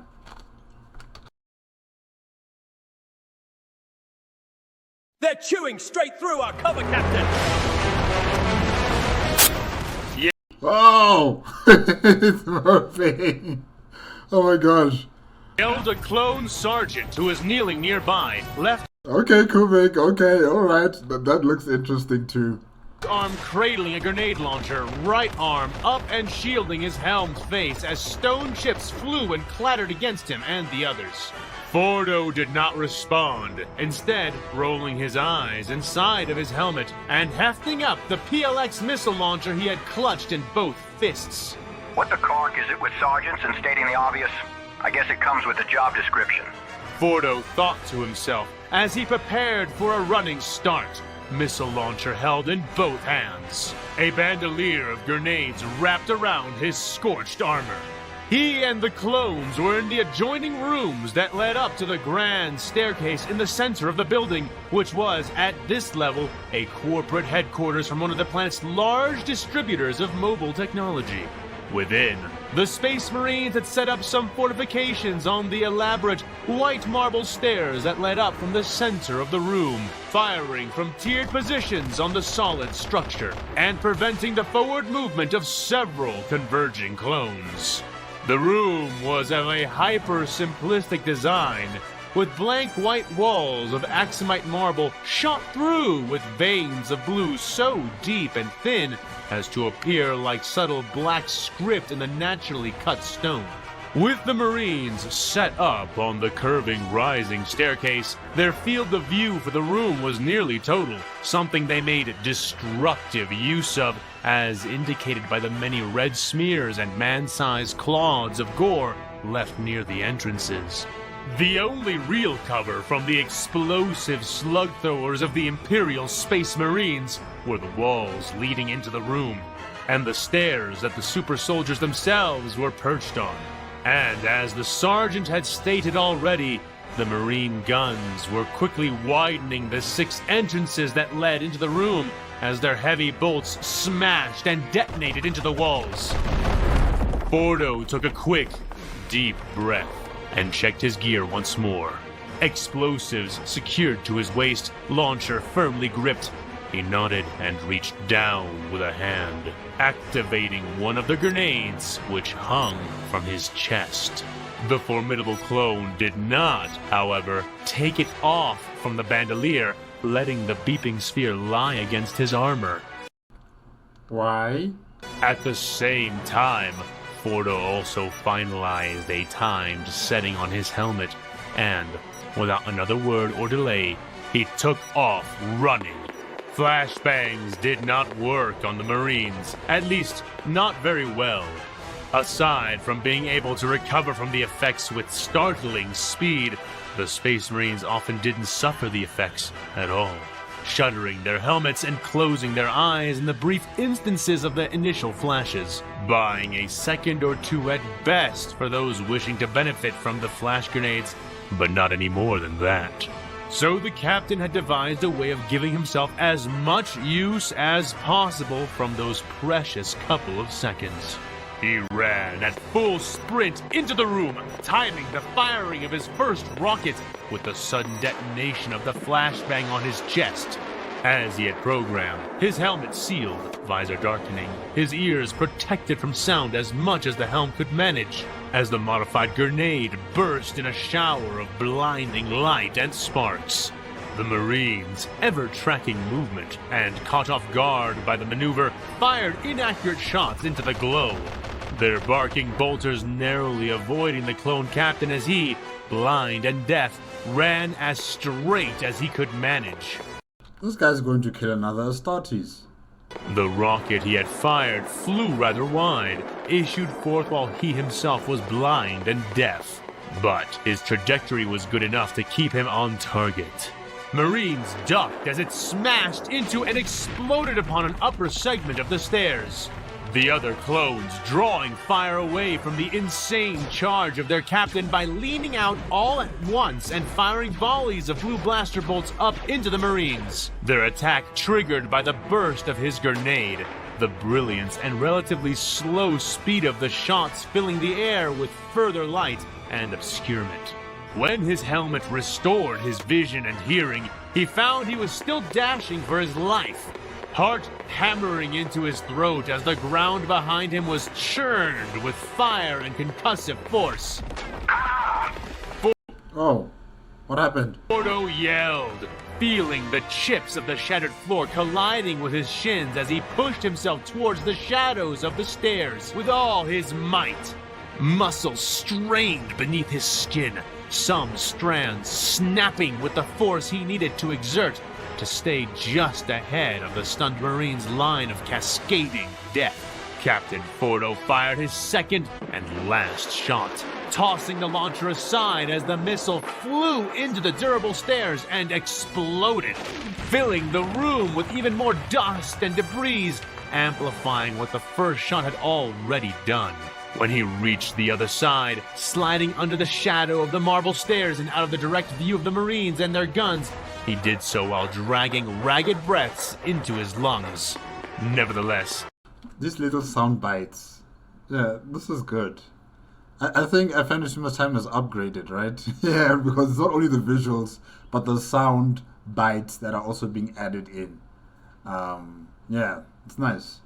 He wasted no time, scooting away from where he had arrived, sliding into an alcove created by the curving stone staircase, expecting the Marines to fire through the stairs themselves to try to destroy him.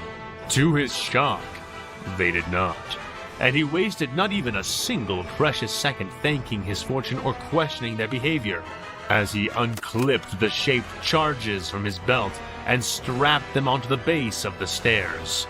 The explosives chimed, gravitic seals holding them tight to the stone surfaces as he primed them for detonation.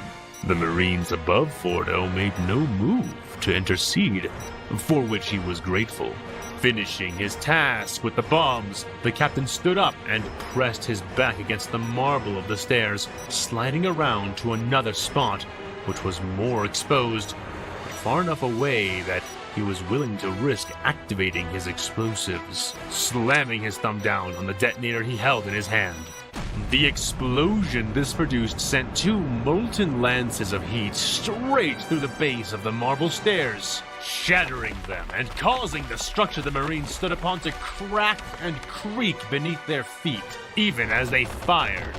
The formidable Imperial warriors began to slide and lose their balance as the entire central structure of the stairs tilted, nearly tossing some of the Marines to the ground. It was in this moment that the next clone press came, bellows and war cries resounding from the stone walls as the Republic's finest flooded in. The following battle was bloody to be certain, but decisive, even to a degree that surprised Captain Fordo. The Marines did not retreat, and they did not surrender, fighting to the very last amongst the rubble of the stairs. The clones took no quarter, as they had learned from their previous encounters with the Astartes, knowing full well that to pull any punches or make any underestimations would mean death and worse, defeat. True. The troopers bombarded the struggling Imperial warriors with missiles, grenades, and laser cannons. And what scant cover the stone rubble provided was not enough, each Marine riddled with ammunition until they finally ceased movement. All the while, Captain Fordo could not shake the feeling that something was wrong. The sudden change in the Marine tactics, their willingness to lose men, to fight without withdrawal for goals that the clone captain could not discern. I'm telling you, it's some sort of trap. I just don't know what it is exactly, and how this trap is going to unfold after the death of so many Astartes. But yeah, the Tempered Hands are doing something, and you'll realize this when it's too late. You'll realize it when it's too late. He was missing something here, and as he stared at the twitching, armored corpse of one of the half-buried Astartes, Fordo realized that whatever it was he was not seeing, it was big, very big, so big he might not even see it if it were right in front of his face. Captain, called a clone officer who came trotting up to Fordo. The captain turned to regard the trooper, who saluted and began to speak. Orders for you, sir. General Rancisis is requesting your aid. Aid with what? Fordo asked, checking his weapons, loading his grenade launcher as he spoke. He is one level below us, sir, on the far south side of the building. He was trying to reach the next level by using some construction scaffolding they found laid out on the outside of the building, but they encountered entrenched space marines waiting for them. The clone reported. The general and his forces are currently pinned down out there, but now that we are above them... The soldier went on before Captain Fordo cut him off as he grabbed a fresh PLX launcher and shoved it into the reporting officer's hands. Right.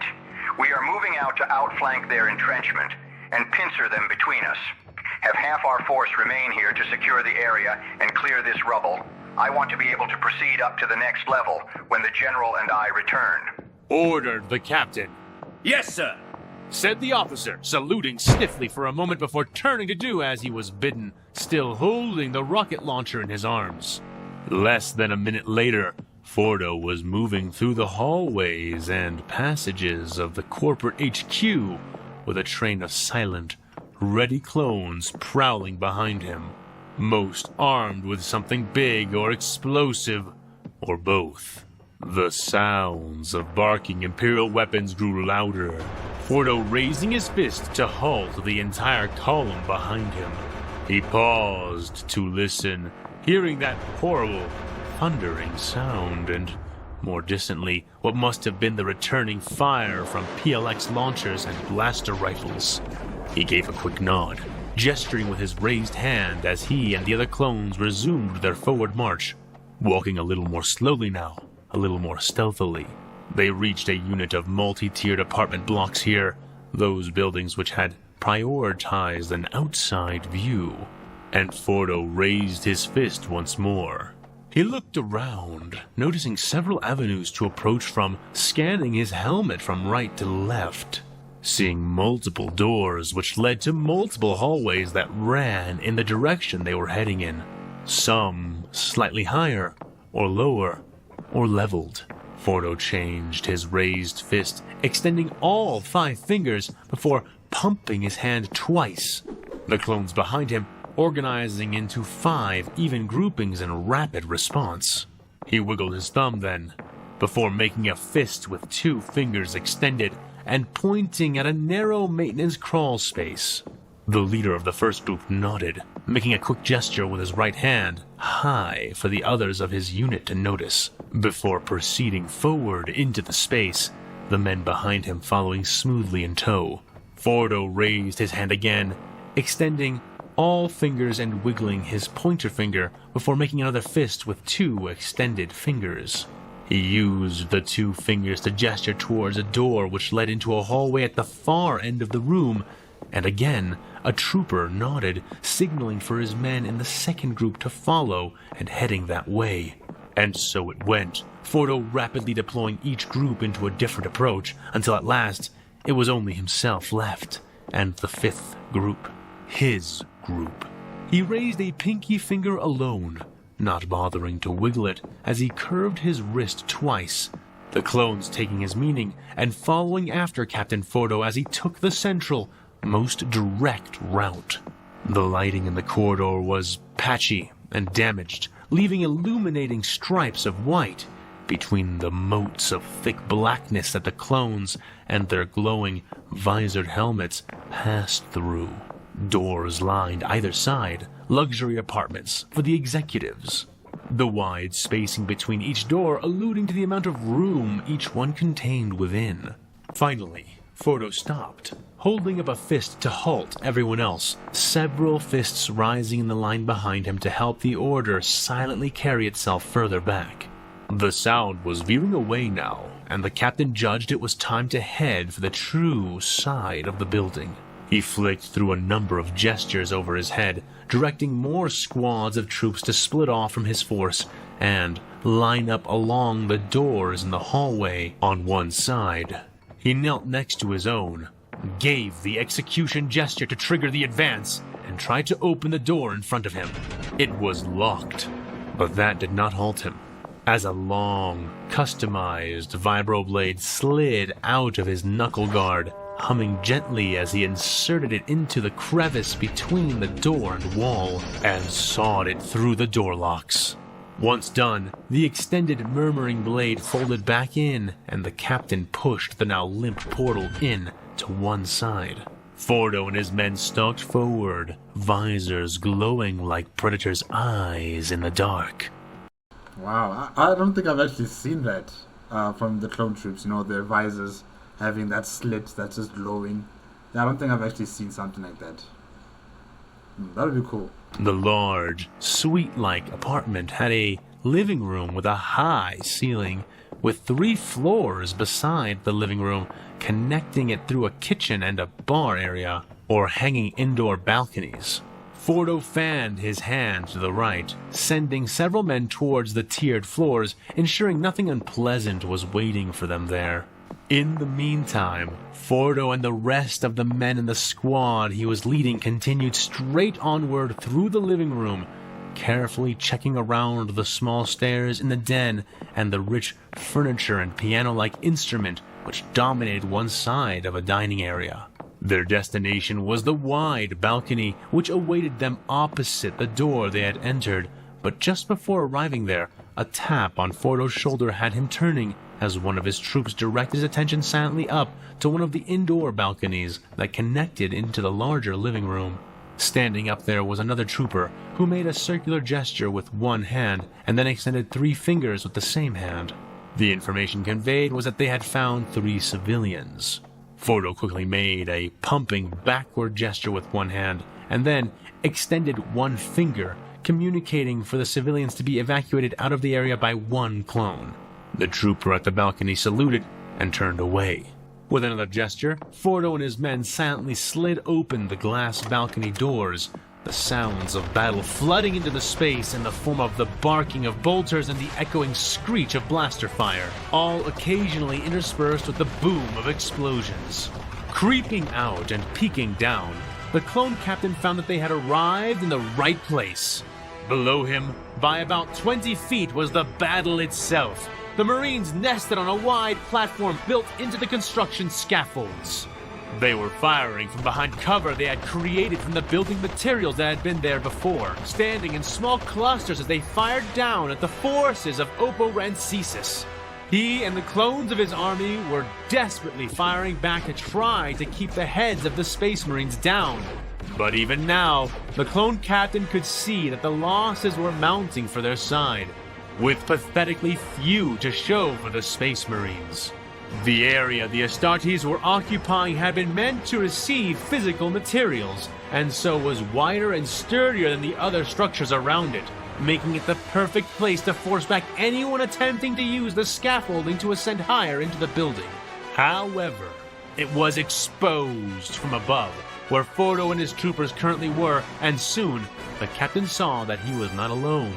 In other balconies to his left and right, and crouching in the scaffolding behind the Astartes, as well as leaning out from the maintenance hatches around them, he could see the rest of his brothers were in position as well, and they were waiting for him. This time, he did not use a hand sign.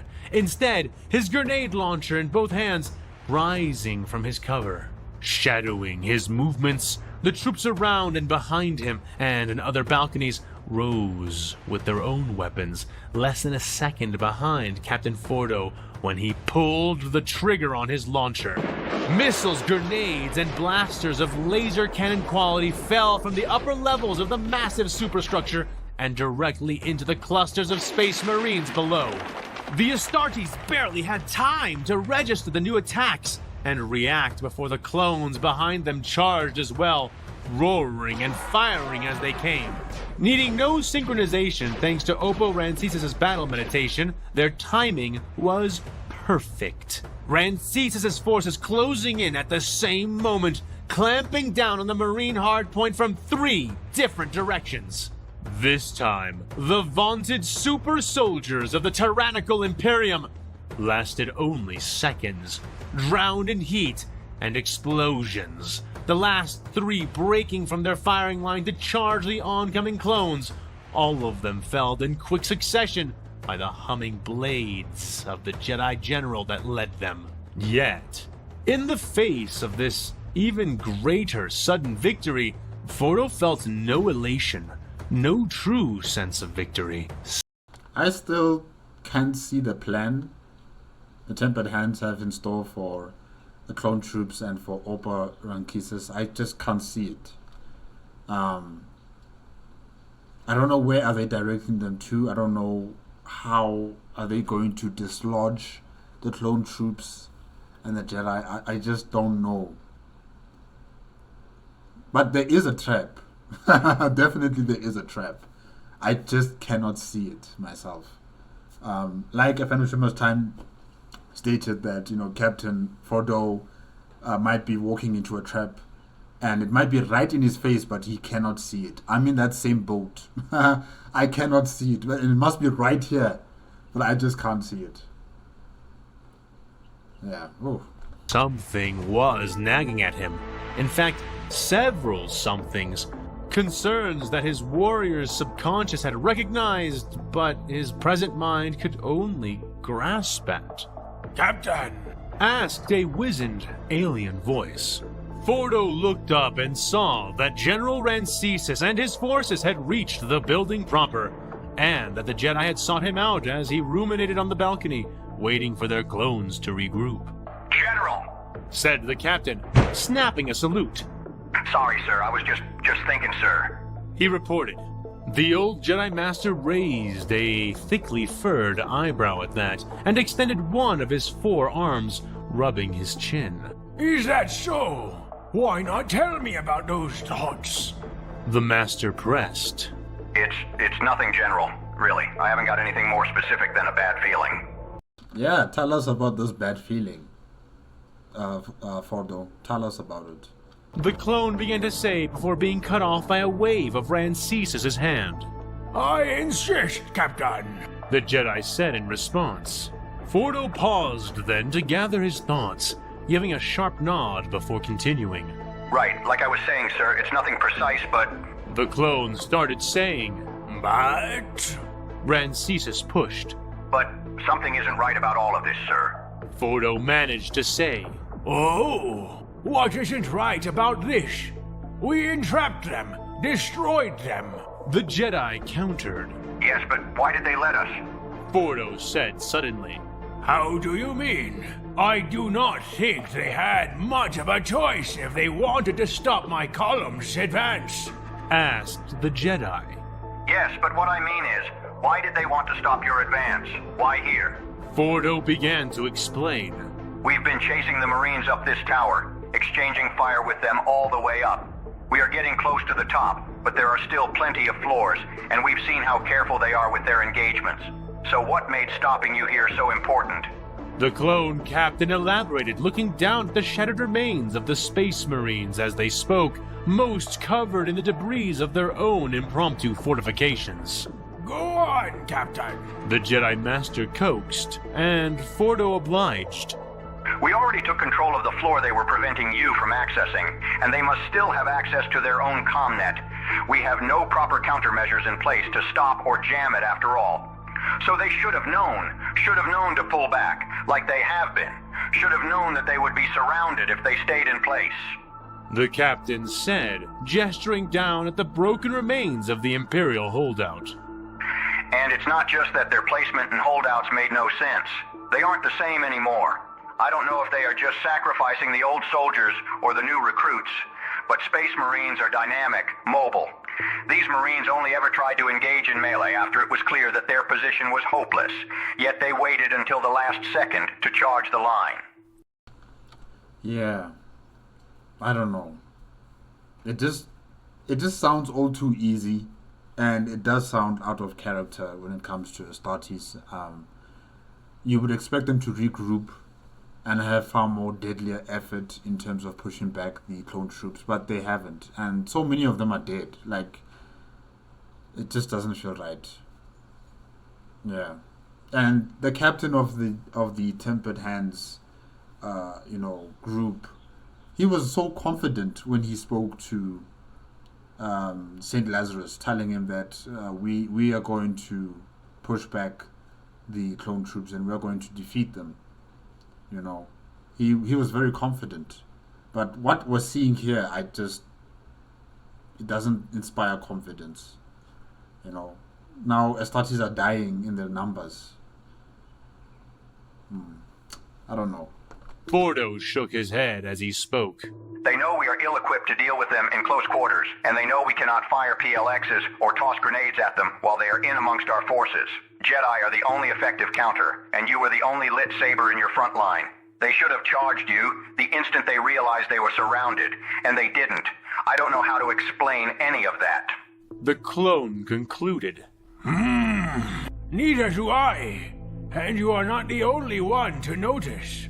Perhaps someone else on our side has done something to scramble their command or cohesion. But that is, in honesty, not the sense that I get from all of this. The Jedi Master concurred. We keep rushing ahead, trying to pin them down, trying to press their backs to the top of the tower. But I am starting to wonder if we may not be progressing into a trap. Is this voice, is it AFanWithTooMuchTime speaking or is it an AI? Because this is very convincing that, you know, it's an old man talking. I think it is AFanWithTooMuchTime, I'm not sure, but yeah, it sounds like it. It's good. The Republic General admitted at length, but by that time, Fordo was no longer listening, having spotted something odd as he looked down upon the bodies of the Space Marines. Hold on, General. The clone said, excusing himself as he ran off from the balcony and around to where the upper scaffolding connected to the floor he was on, making his way rapidly to where the Marine lay. The Jedi slithered behind him, more than a little curious as to what had pulled the clone's attention away from their conversation. What do you see? Oppo asked as Fordo went to kneel beside one of the damaged Space Marine bodies. Fordo did not answer right away, examining the scene under him carefully. The right arm of this Marine, or at least the armor of the right arm, had been blown clean off by a few concurrent detonations. Left in its place was what Fordo had, at first, assumed was the shredded remains of the Marine's arm underneath, but upon closer inspection, Fordo could see that the arm was mostly intact, and it was utterly wrong. General, look at this Marine's arm. Isn't it a little small for a Space Marine? The clone asked. Small. Definitely. If it's smaller than the armor, like way smaller, then definitely it's not meant for a Space Marine. Yeah. Oppo raised himself a bit on his tail for a better look, and after a moment of rubbing his bearded chin, nodded. Wait, the Primaris Space Marines are far larger than their version 1 counterparts, right? I think so. So it can't be Primaris. Yes, perhaps a smaller Space Marine. No. The serpentine alien offered, but Fordo shook his head, bending over the Marine's helmet, modified vibroblade unfolding from his knuckles. Too small for a Space Marine, I think, was the clone's response as he cut his way through the seals in the Marine's helmet, yanking on it a few times before it came loose, and made breathless both men who observed what lay beneath. Staring back up at Captain Fordo, open eyes glossy and dead, was his own face. A clone? What the hell is a clone doing in Astartes' armor? And firing at you with bolter guns? The face of a Republic clone. What? Oppo hissed in shock, recoiling, and though Fordo himself did not budge or flinch at the sight, a cold sliver of sensation slid into his guts and up his spine, every hair on his body standing on end. Traitors! It doesn't make sense. That doesn't make any sense. Why would they be in Astartes' armor?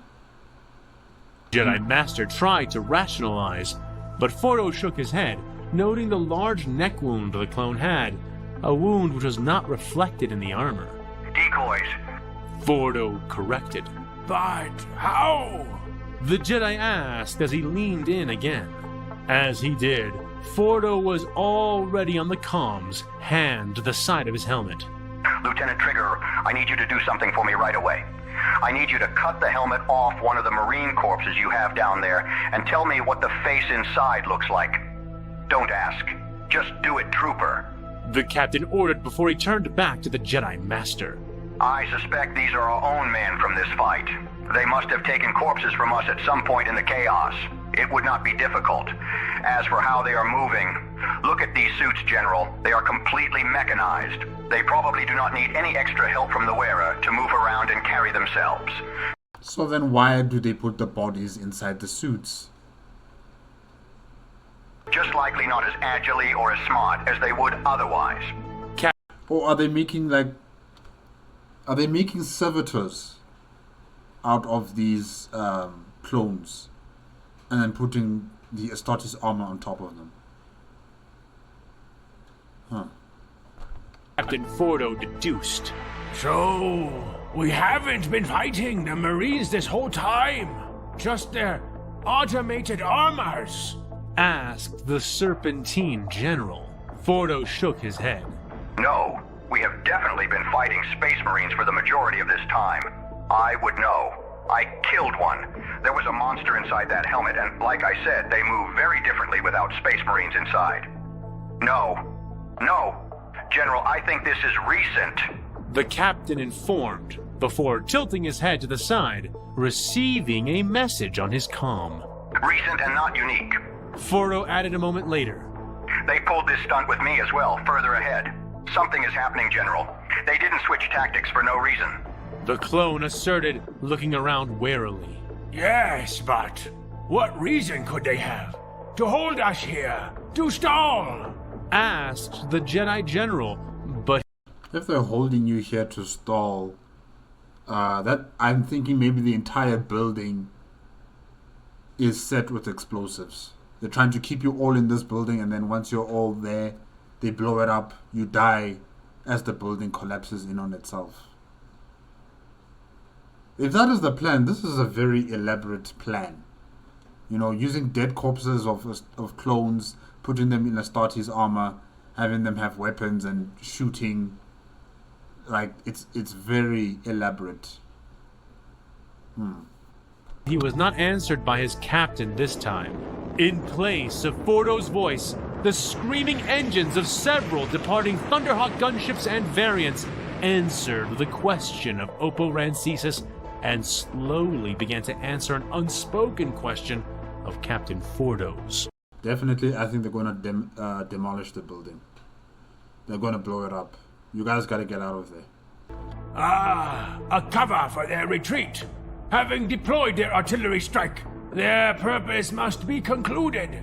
The Jedi said as he watched the booming departure of the many ships, shading his eyes with one of his larger arms. But Captain Fordo did not buy it for a second. No, General, they never retreat. Not like this. Said the clone captain, and Oppo's face stiffened at the sound. No, Captain. They do not. Was the Jedi's reply, the same sinking realization falling upon him as well. They both exploded into action then, each acting very differently. Oppo Rancisis withdrew his holodisc with a snap pull of the Force, the object flying into his palm from his robes. He activated it. All gunships, converge on the towers and begin evacuating all forces from the... He began to order frantically, but was cut off by the actions of Captain Fordo. The captain had slipped off his grenade launcher, tossed aside his blaster, and then turned towards his general. Without warning or preamble, the clone tackled the large Jedi right in the chest, throwing himself against the stunned form of Oppo Rancisis and tossing them both off of the scaffolding and into the yawning pit of Axum's nearly bottomless expanse.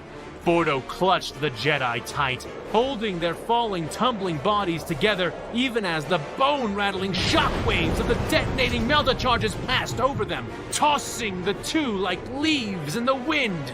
Fordo did not see what occurred on the Axumite tower, too busy staring downward. using his body to ensure that he and his general were aerially maneuvered out of the way of any platforms, roads, or obstructions. Yeah, like I suspected, they did demolish the building with mortar charges. So anyone that's inside that building, and I'm assuming it's a lot of clone troops, they're probably all going to die, or maybe some of them are going to live, as the building implodes on itself. Yeah. The clone captain knew well that if he did this correctly, the gunships would have at least 10 minutes to catch them out of the air, with the hardest part for him being staying conscious after the shockwaves had passed. 10 minutes? But the Jedi General he carried down with him had his eyes fixed onto the tower as they fell away from it, wide spheres watching what happened next, soul sundering as he felt the depths of his precious clones through the connection of his battle meditation. The massive, ship-caliber melta charges fired molten hot streams of superheated material downward, boring enormous holes through the centers of the besieged and occupied buildings in mere milliseconds. Then, an instant afterwards, superheated winds and force snapped out from those entirely burnt-out cores. The windows on all of the affected structures blowing outward to form a dazzling mist of shards around each one. And even as these glittering shrouds were formed from the draconic exhalation of the charges, the structures themselves began to rapidly sink inwards, towards the gaping, molten cavities which had been left within them. No! Oppo Rancisis lamented into the howling wind around him, bearing cruel witness to the efficacy and utter lethality of the tempered hands and their strategic withdrawal. Yeah, this strategic withdrawal was so elaborate. Really, for them to use dead bodies inside the Astarte suits and having them shoot, and once the enemy is close enough, they're going to close quarter battle. Like, it's just so elaborate.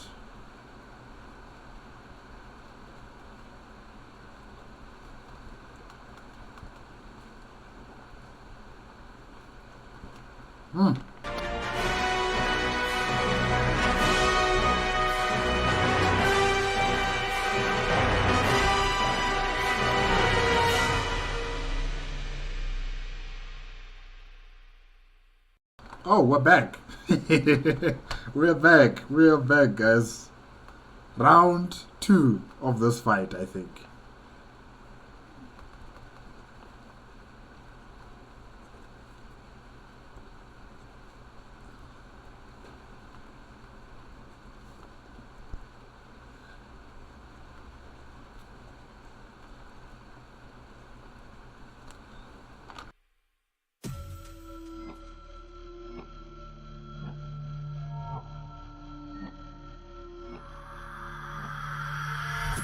The dark contest only intensified as Ayla's eyes closed, the dynamic functioning as though the contestants, subtly relieved from the pressure of the stage, were now free to unleash their most profane performances in the absence of an audience. The very fabric of the immaterial realm, itself composed of a tapestry woven with the stuff of souls and unfathomable powers, oscillated like a disturbed sea, churned in the wake of the Dark Lord and the Lord Inquisitor's confrontation. Two battles waged simultaneously, a war fought by flesh. Here, atop the twisting tower rising from the corpse head of Axum, and a war of minds and spirits projected onto the sea of souls like a foul, shared nightmare. That sound bite, I think it belongs to AFanWithTooMuchTime. Yes, AFanWithTooMuchTime. I don't know. It's what that prism. Was it a prism or a diamond of some sort? An angel. Yeah. I can't remember right now. Oh my gosh. But I know the soundbite. I recognize it. Yeah. But this was no dream, and the consequences of their ephemeral duel were by far the most relevant between the two.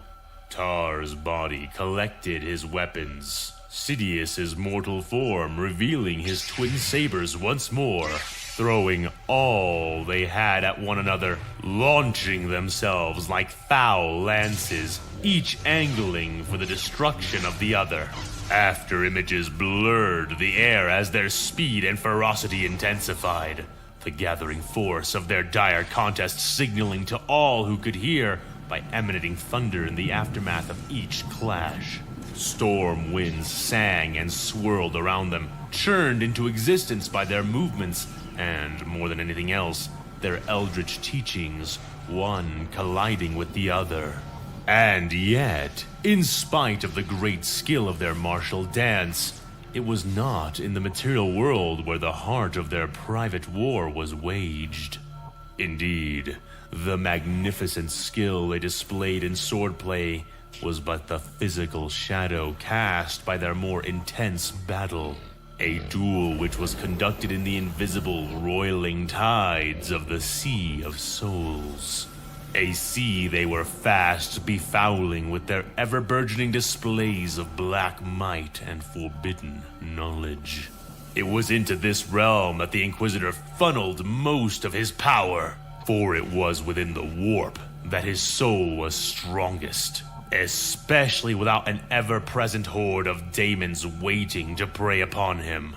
Tarweiler's metaphysical essence radiated out from him like the glow of a dark, malevolent star, a power he tamed and channeled, his spiritual avatar becoming the semblance of a writhing serpent, its body swelling and sprouting limbs until he was a draconic, many-armed monstrosity, each hand wielding an eldritch artifact, representations and manifestations of dark desires and hidden fears he hardly dared to articulate, even to himself.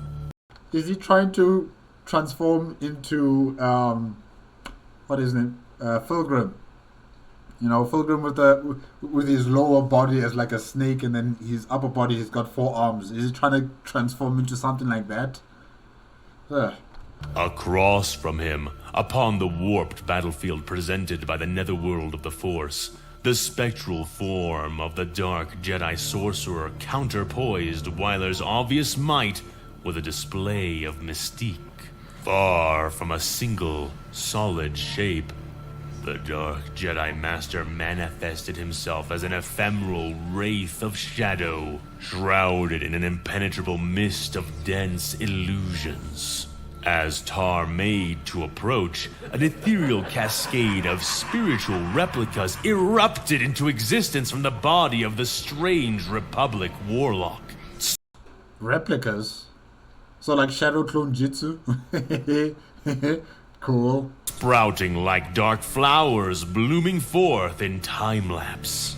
The countless clones surrounded Weiler's avatar in a labyrinthian forest of deception, and he lashed out through them. Immediately he could see they were insubstantial things, hardly worth the strength he put into striking them. Tar, focused, tried to narrow his view to ferret out the black specter which held the true location of the soul he wished to sunder. Yet, no sooner had he disregarded the threat of the replicas than he found himself under attack from a torrent of sorceress assaults. Blasted with warp lightning, the many-armed monster that was Tar Weiler thrashed, destroying several surrounding clones, but the illusions only laughed at his efforts. Rage spilled into Tar Weiler like an insidious internal bleed, the powerful Psyker recoiling from the scalding power which had been thrown into him. These cruel phantoms were designed to disorient, their laughter and maddening whispers aimed to deceive and distract Tar Weiler, and all the while, he remained the target of an unseen fusillade of psychic daggers, each sparking blade hidden among the myriad false forms which the bizarre Jedi Master had conjured. Psychic daggers. Sure. Guys, how did Yoda beat this guy again? Yeah, how did Mace Windu beat this guy? Oh my gosh. I think AFanWithTooMuchTime is deviating a bit from what Lord Sidious can actually do and how far he can go. I don't know. I'm not a Star Wars expert. I'm just basing this on the movies and the animated TV series.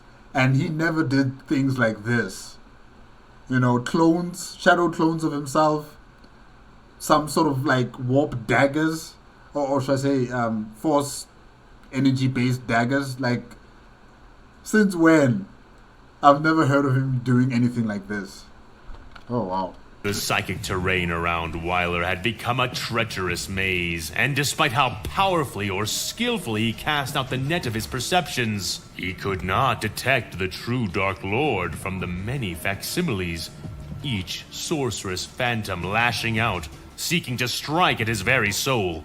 The vast majority were far too impotent to do anything but appear hostile, but among them, the true Dark Jedi danced, diving in like an opportunistic scavenger at every presented opening. Strike after strike, the Imperial Inquisitor began to feel beleaguered, encircled by a suffocating snare of illusions which negated his superior strength, by enabling the Dark Lord to avoid a direct confrontation with it. The eldritch trickery of the vile sorcerer twisted the warp around them, and as Tar's many arms rose and fell, chopping and cleaving at the army of illusions, he found that the actual foe he faced had made himself as mercurial and elusive as a wisp of smoke caught in a gale. Wait, so this is the image depicting Tar Wyler? Wow. Wow. Enough! Thought Tar Wyler, fortifying his resolve and drawing in his many limbs. His psychic avatar dripped with a rage that bordered on insanity, ashamed to be so tested and confounded by a weakling of the Republic. If this Dark Lord of the Jedi sought to bewilder him and confound him into defeat, then Wyler would answer those deceptions with a calamity of his own. Dark Lord of the Jedi. There's so little you know, Tar Wyler. So little. He braced, his form swelling as the army of fell, hissing ghosts around him stabbed and scorched him, ignoring the real damage amidst all of the illusions as he reached up with all of his many arms. The deceptive sorcerer sought to make the Imperial lose himself in a maze of mind traps and snares. But Tar categorically refused to play that kind of game, exhaling a torrent of power into the space around himself. Flexing his colossal psychic strength, he unleashed his raw, unbridled power into the warp. His avatar, now a towering colossus, opened each hand it had raised, dropping every weapon it had sought to wield, and from its open palms blasted prismatic torrents of arcane fire. The power of his mind soul gushed out like maddening, malevolent rivers of energy, churning the spirit sea around them into a boiling tempest. The very flesh of the Force itself convulsed under the assault, the fabric of the barrier between the material and immaterial tearing open to reveal rifts that bled into the sky above. A kaleidoscope storm of ever-changing, otherworldly colors. As the warp roiled and bubbled under Wyler's truly titanic expression of power, a wave of it swept out from him. The false replicas of the black-robed sorcerer disintegrating as it passed through them. Each spectral phantom burst into a rain of ephemeral ashes. Obliterated by the cascading tsunami of psychic force Tar was pushing out. Within moments, the labyrinth of shadowy deceptions was no more. I mean, just look at Tar. He definitely looks like Fulgrim. He looks like Fulgrim. You know, with his body like a snake and he's got 4 arms, like, yeah, definitely. Just that he doesn't look human. His avatar form doesn't look human. It just looks like some sort of monster. Yeah. Leaving only the very real Witch Lord in its wake, his wraith-like form exposed amidst the settling warp. Inquisitor Tar Weiler inhaled the heady ether of the spirit world, his avatar suddenly shrouded in billowing Close your mouth! plumes of obsidian smoke. The form of the black-clad sorcerer raised his shadowy hands, casting forth twin branching columns of force lightning. The obsidian shroud of smoke caught the reaching, scratching claws of the rare witch's ruinous power. The lightning intermingling with the black clouds, but failing to reach the man behind them. The grin on Weiler's serpentine lips flared wide as he burst through the smoke and sparking powers of the Dark Lord, leaping towards the unusual Jedi, arms outstretched and prepared to flay him as the sorcerer stood before the encroaching form of the Inquisitor's avatar.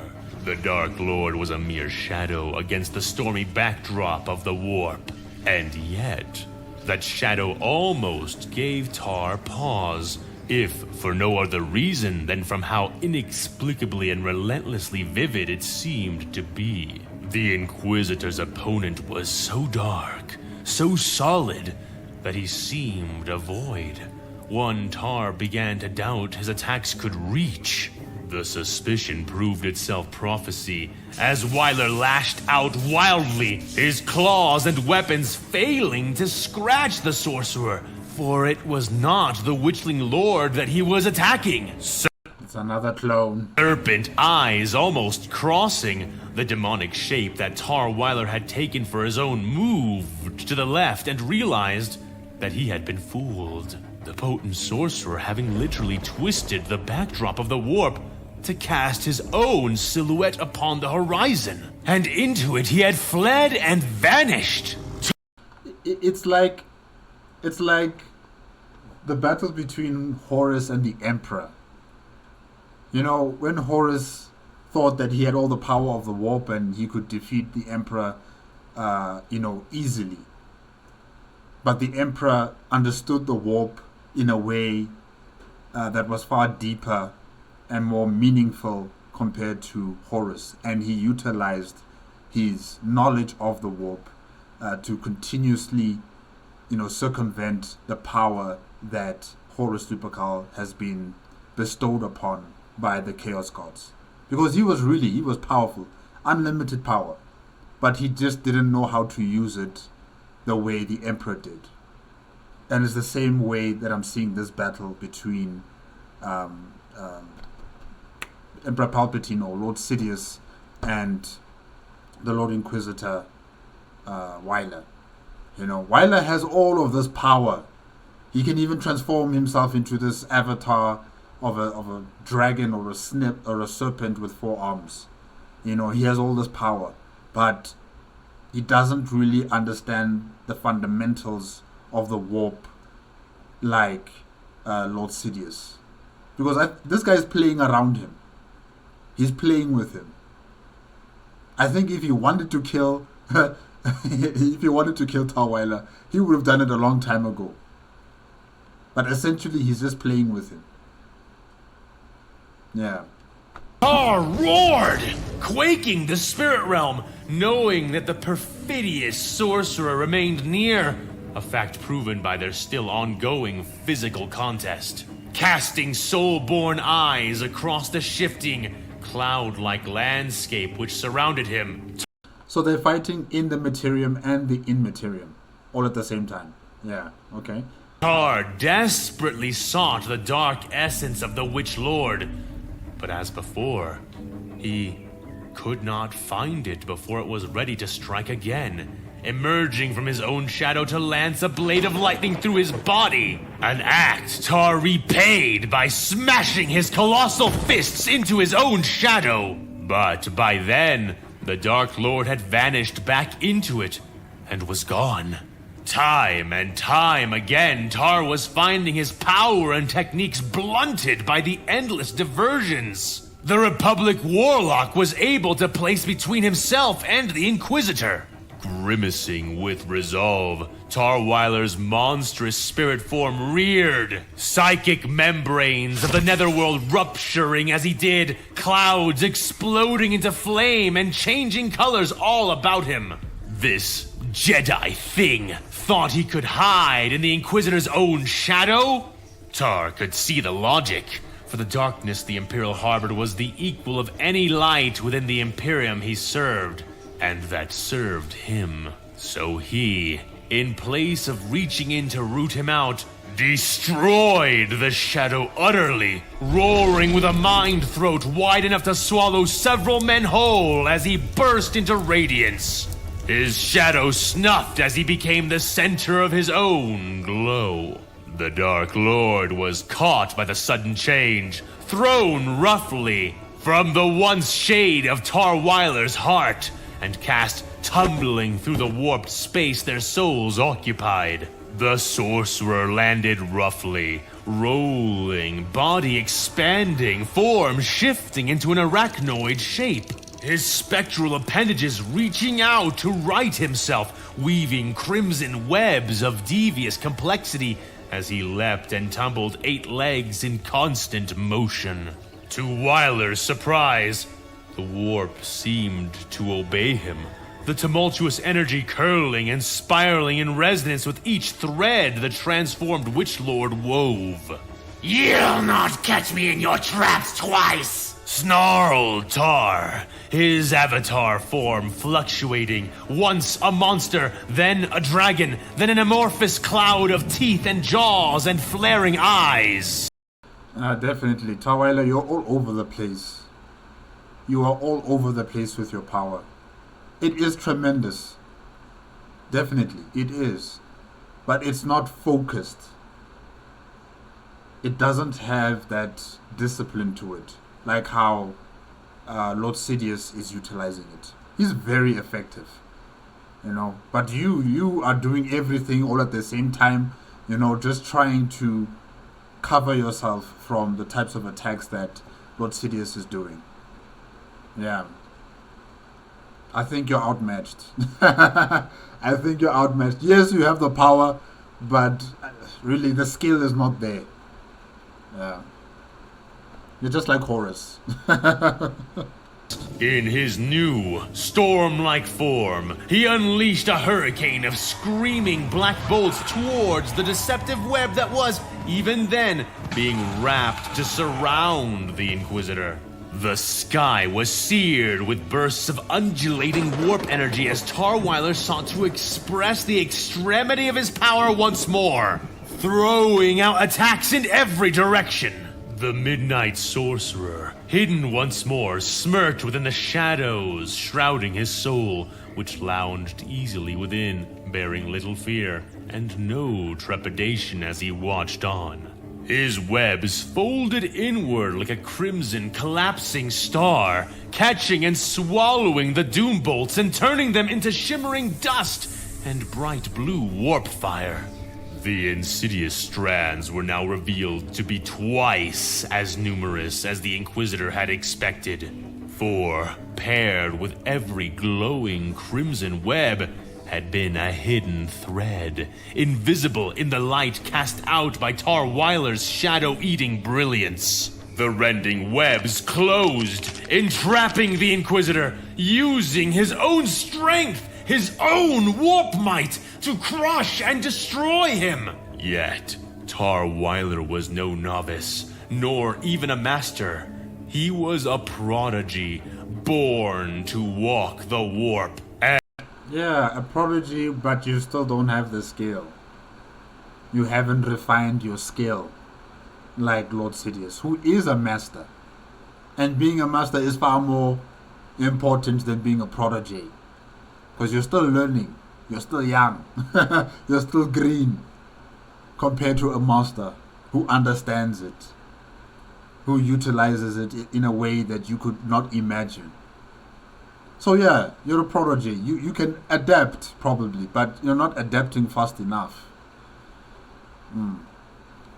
And, sweating blood from a myriad of inhuman eyes, the Inquisitor managed to counter his own previous power with something greater. Eyes, still bleeding radiant blood, each one growing wider and brighter every moment. Tarweiler became a spinning star of bladed light and utter brilliance. What am I looking at, Kubik? I see teeth. I think those are teeth, right? But I'm not sure what the rest of this flesh amalgamation is exactly. Huh. Countless streams of silver, solar radiance pouring out from him in cascades which collided with the glowing walls of eldritch webs. Those brilliant rivers clashed and screeched against the enclosure of crimson light that the Sorcerer Lord had set upon him. The powers resisted each other, Tar preventing himself from being unmade by the trick, but still held in place, pinned like a superheated ball of silvered steel upon wraithbone webs. The witch's voice echoed out as the Inquisitor struggled, words forming from the bleak array of warp shadows that surrounded them. Inquisitor, your strength is impressive, but it becomes your weakness when you wield it so brutally. And worse, it makes you predictable. What good is light when you are so bright that you are blinded by it? Mocked the Dark Master of the Jedi, braying his words like a demon hidden in the mists of Tar's own mind. Tarweiler roared his response once more, his bladed sun avatar quaking with the sound. The wretched heretic smirked, knowing that he had the Inquisitor in a snare that would cost him much to escape, no matter how he raged. He knew this, until Tar made him know differently. The bellow let loose by the Inquisitor did not end, it only magnified, increased, and stretched out. The warp trembled. The dark side squealed like a rabid beast suddenly struck. And the Dark Master felt his smile dry out and die on his fanged lips as the bladed radiance of the sword sun Tarweiler had become grew bright and brighter. Its light and touch composed of countless, ephemeral and invisible silver razors. Lifting his right arm to shield himself, the sorcerer hissed and fell back and away, shreds torn from his form before he could slink into darkness. Tar's expression of power soared, reversing the snare's strength and breaking it. The webs shattering like blood-colored glass threads, the silver sun expanding before fading, revealing Tarweiler not as a monster, a star, or even the man he appeared to be in the flesh, but as the man he actually was. His masks torn away by the breadth of his struggle, Tar heaved breaths into his chest and scowled.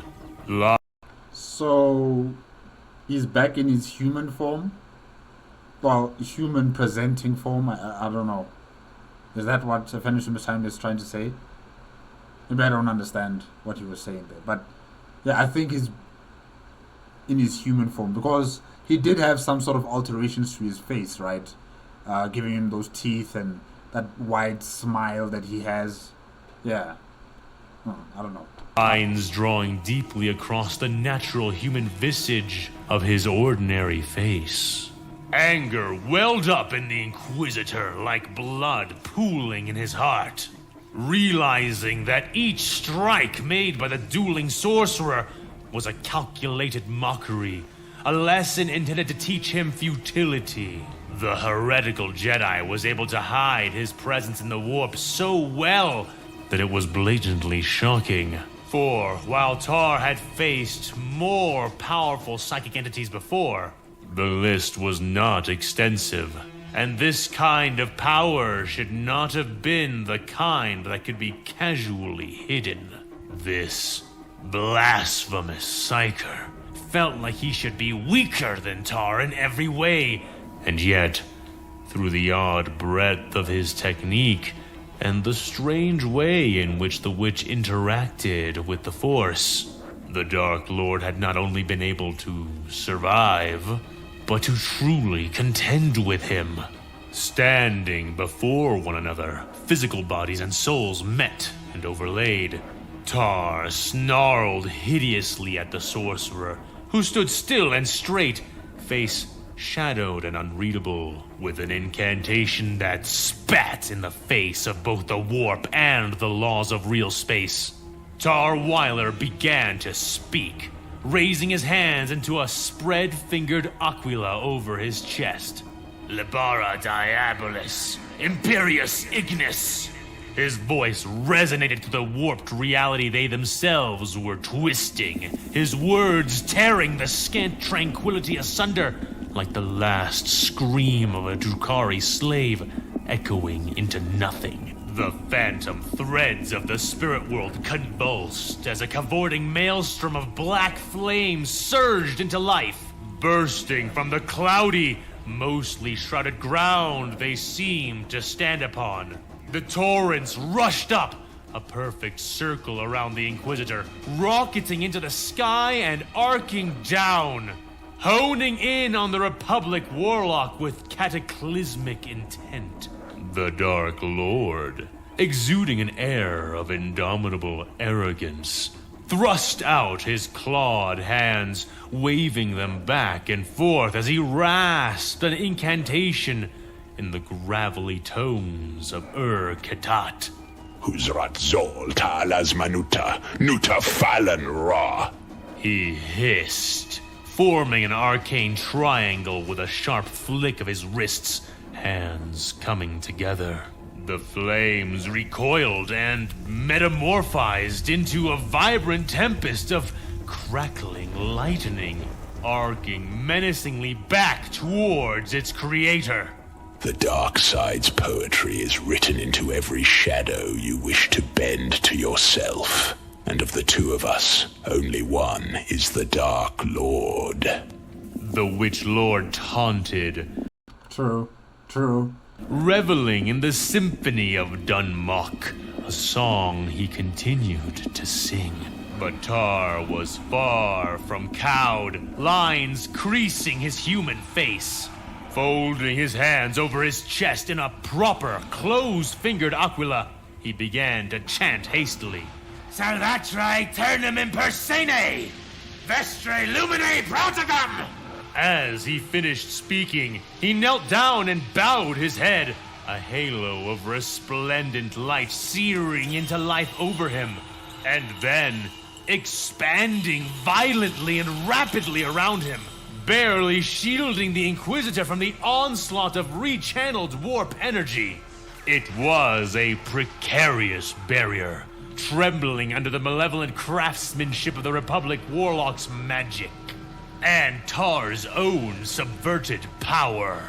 Gritting his teeth, his normally black eyes alight with the hues of red and yellow, Tar's form undulated wildly, strained, but ultimately emerged unharmed for the most part. He snapped his hands forward, forming esoteric symbols between his fingers, moving them precisely through the air. Your words tire me, Jedi! Tar yelled, boiling with warp-infused wrath. He opened his mouth and began to speak, unleashing another potent expression of his stolen sorceries. Demonis Casa! Armana Senatora Aeternis Tenebrissa! He left his mouth open after the last syllable left his lips, and from his gaping maw erupted long arms, ending in spindly fingered hands. They reached down, grabbing his face and shoulders and using them as leverage to pull themselves entirely free of his mouth and throat. Ew. Are you trying to be like Orochimaru? Oh my gosh. If you guys know Naruto or Naruto Shippuden, then you know about Orochimaru and the way he... Yeah. I think that's what Tawaila's doing. You know, he's trying to make a copy of himself, and that copy is coming out of his mouth. Yeah, oof, nasty. Each shadowy, streaming monstrosity lurching towards the odd Jedi.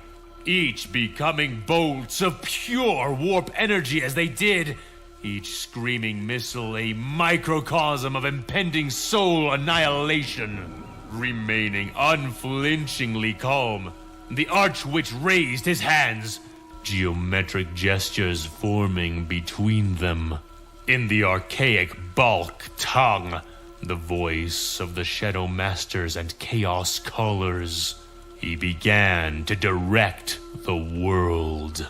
Gatok osliktos in la siratatat, he said, his hands spinning intricate sigils in the air more and more rapidly, and as he did, time seemed to move more and more slowly. Becoming sluggish in the air, the missiles revealed their profane shapes more distinctly as they were brought to a near halt by the sorcerer and his continuous chanting. His words never letting up, he pointed to one, and then to another, and then pointed to a place in the air. Time resumed in full for those two missiles, but they veered away from him, both flying through the same point in the air at the same time and colliding. The two living warp weapons destroyed each other in the collision, and soon, so too did all of the others as the Dark Lord, chanting all the while, pointed at more of them and then sent them flying into different places around him in the air. The last one, which had no partner to collide with, he chose to absorb, and with dark artistry, the Witch Lord melded the screaming pseudo-spirit into a spiraling vortex of chaotic energy between his palms, toying with it like one might with a trained mouse. The vastly powerful sorcerer grinned malevolently at the power before gripping it with a sudden turn of his wrist and snuffing it out. Impressive, Tar Weiler admitted, his eyes locking onto the Witch Lord's own, which shimmered with a molten, malevolent luster. I had no idea that your republic held such masters of the warp within it. You are nothing like the other Jedi. Even their mightiest could not have matched me like this. The Inquisitor elaborated, chest heaving as he took deep, steadying breaths. Well, you haven't fought against Master Windu, you haven't fought against Obi-Wan Kenobi, you haven't fought against Anakin Skywalker, you haven't fought against Master Yoda. So, right now, you've just been dealing with the Knights, if I'm not mistaken. You've been fighting against the Knights and maybe one or two or three Masters, but even those Masters are not, the most powerful and most influential in the Jedi Order. They're not even part of the High Council, if I'm not mistaken. So, you don't know the complete story. Tawela, you don't know the complete story. But I must admit that, the fight you guys are having here is just something far beyond any Jedi can produce, really. That's why I'm even questioning how could Master Yoda defeat this guy. Or not even defeat, but, challenge Sidious to a duel. And, to the point where Sidious had to resort to using the Force and throwing, chairs at him. And Master Windu almost got him. He was on the verge of defeat. So, yeah, this Lord Sidious is just a totally different ball game compared to the one we've seen in the cartoons or the anime. anime or the live action movies. You know, he's just so different. The Dark Lord's face twitched at the words. Standing across from him, though he took in the praise readily, his hidden existence making the recognition of his skill and power a rare enough thing, especially among other users of the dark side of the Force. That said, he took no pleasure in being conflated with the Jedi. Inquisitor Wyler, your power swells like a raging storm, a near elemental force, and you do not wield it without skill or training. But your former masters have failed you. Your potential remains unrefined. It could be so much more. You could be so much more if you entrusted yourself to the teachings of a true master. The sorcerer purred. Inquisitor, would you betray? I wonder. I mean, you do have ambition. And you are insane. But I think you're still loyal to the Imperium of Man. I don't think that's ever going to change. I don't know. The tonal harmony of his voice contrasting sharply with the churning energies of the warp that surrounded them. Around and behind the two, the mists and clouds of the netherworld slowly spun, lighting from within and without with energized streams of purple, red, and blue lightning. These demonic discharges echoed with the crack and howls of more than just thunder. But none of those noises or displays could distract the two Dark Masters from each other. And I suppose you would be such a master? Tar asked with a hideous, humorless laugh. Yes. What about Anakin Skywalker? Lord Sidious, are you replacing Anakin Skywalker as your potential apprentice with Tar Wyler? Are you that impressed with him? Interesting. Anakin, you've been replaced. You are no longer his apprentice. Oh, wow. His soul-born avatar shifting back into the appearance he currently held in his mortal life. Do not fool yourself, dog! I would rather extract your teachings from your screaming throat than hear them from your lying, placating lips. Meager words will not shift me, and they will not win you this losing war. Tar retorted. The Witch Lord nodded, shrugging. Spoken truly enough. Yet words are such intriguing devices, aren't they? They can shift the tides of wars even if they cannot win them. Alter the course of destiny even if they cannot alone direct them. The sorcerer explained. Why don't we pause this confrontation for the moment and explore the other weapons at our disposal? Our words. The Inquisitor paused, hesitating. Don't do that. Don't do that. Don't talk with him. Talk to Lord Sidious about what? About what, Tar Wyler? Wait, am I defending you? But Tar Wyler, no. Don't talk to him. You don't need to talk to him. You don't need to talk to him. Just continue to fight. The suggestion. If you accept his proposal, you are a traitor. You are going against the Imperium of Man. You're going against your Emperor. And the forces of the Imperium of Man will hunt you down. You know this. There is no escape for traitors. There is no escape for heretics. Unless, of course, you fear my meager words might actually defeat you. The witch added with the hint of a wizened grin beneath the shadow cloak of his raised hood.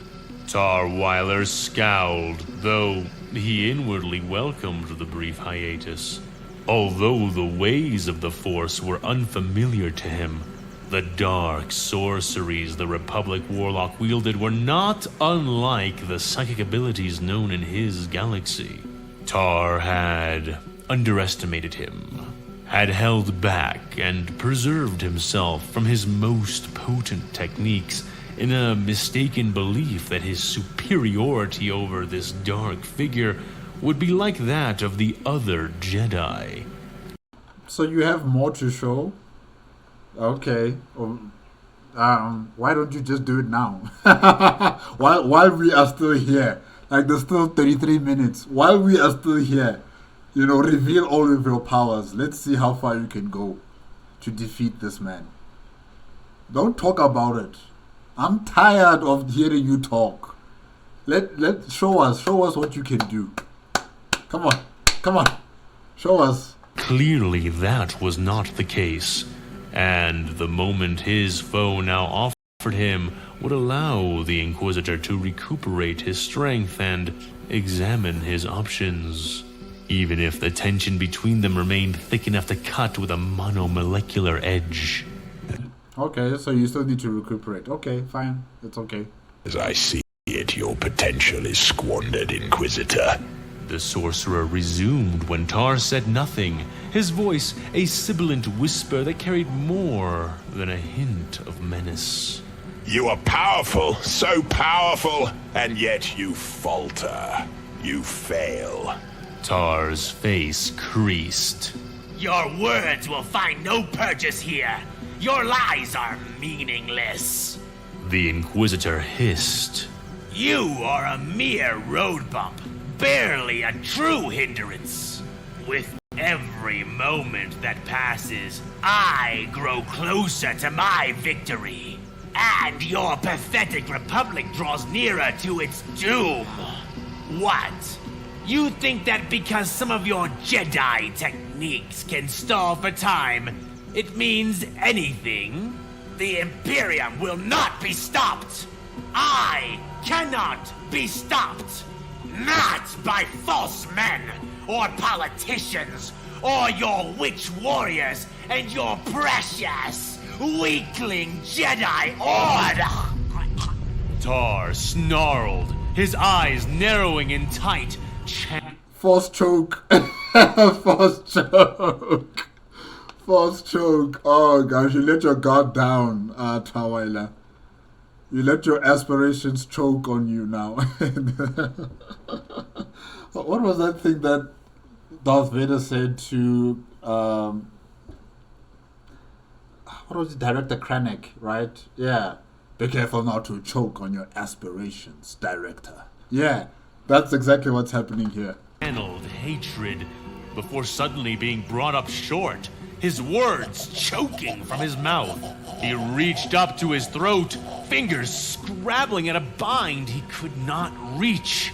And, eyes wide, he realized his mistake. He had allowed this old man to get into his head, to create through frustration and anger a pin-sized opening in Tar's mental defenses.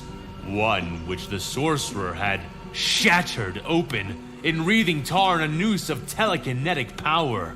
But soon it became apparent that Tar had not been the only one frustrated.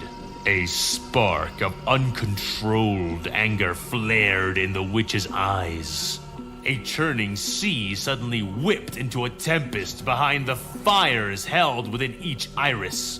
Your ignorance is becoming difficult to tolerate, Tar Weiler of the Imperium.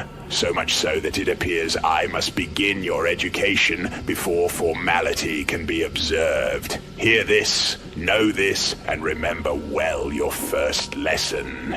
Spoke the Dark Lord, stepping forward, one hand extended out, gesturing as though gripping an invisible throat.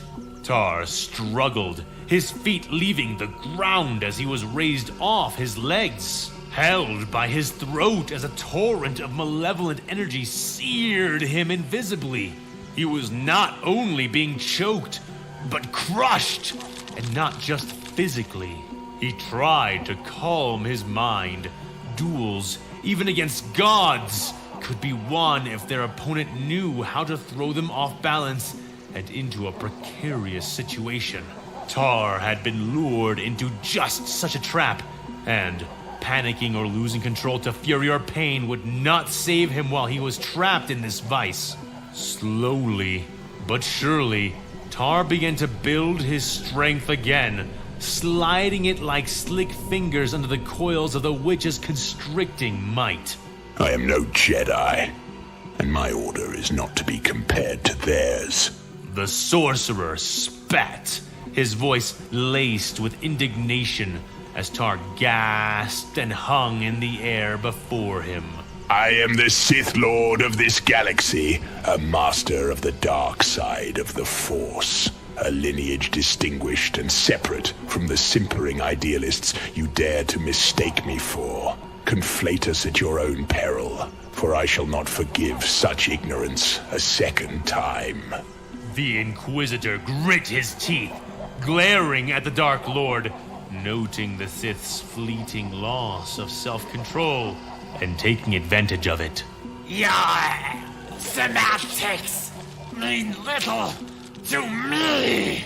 Your labels will be forgotten by history.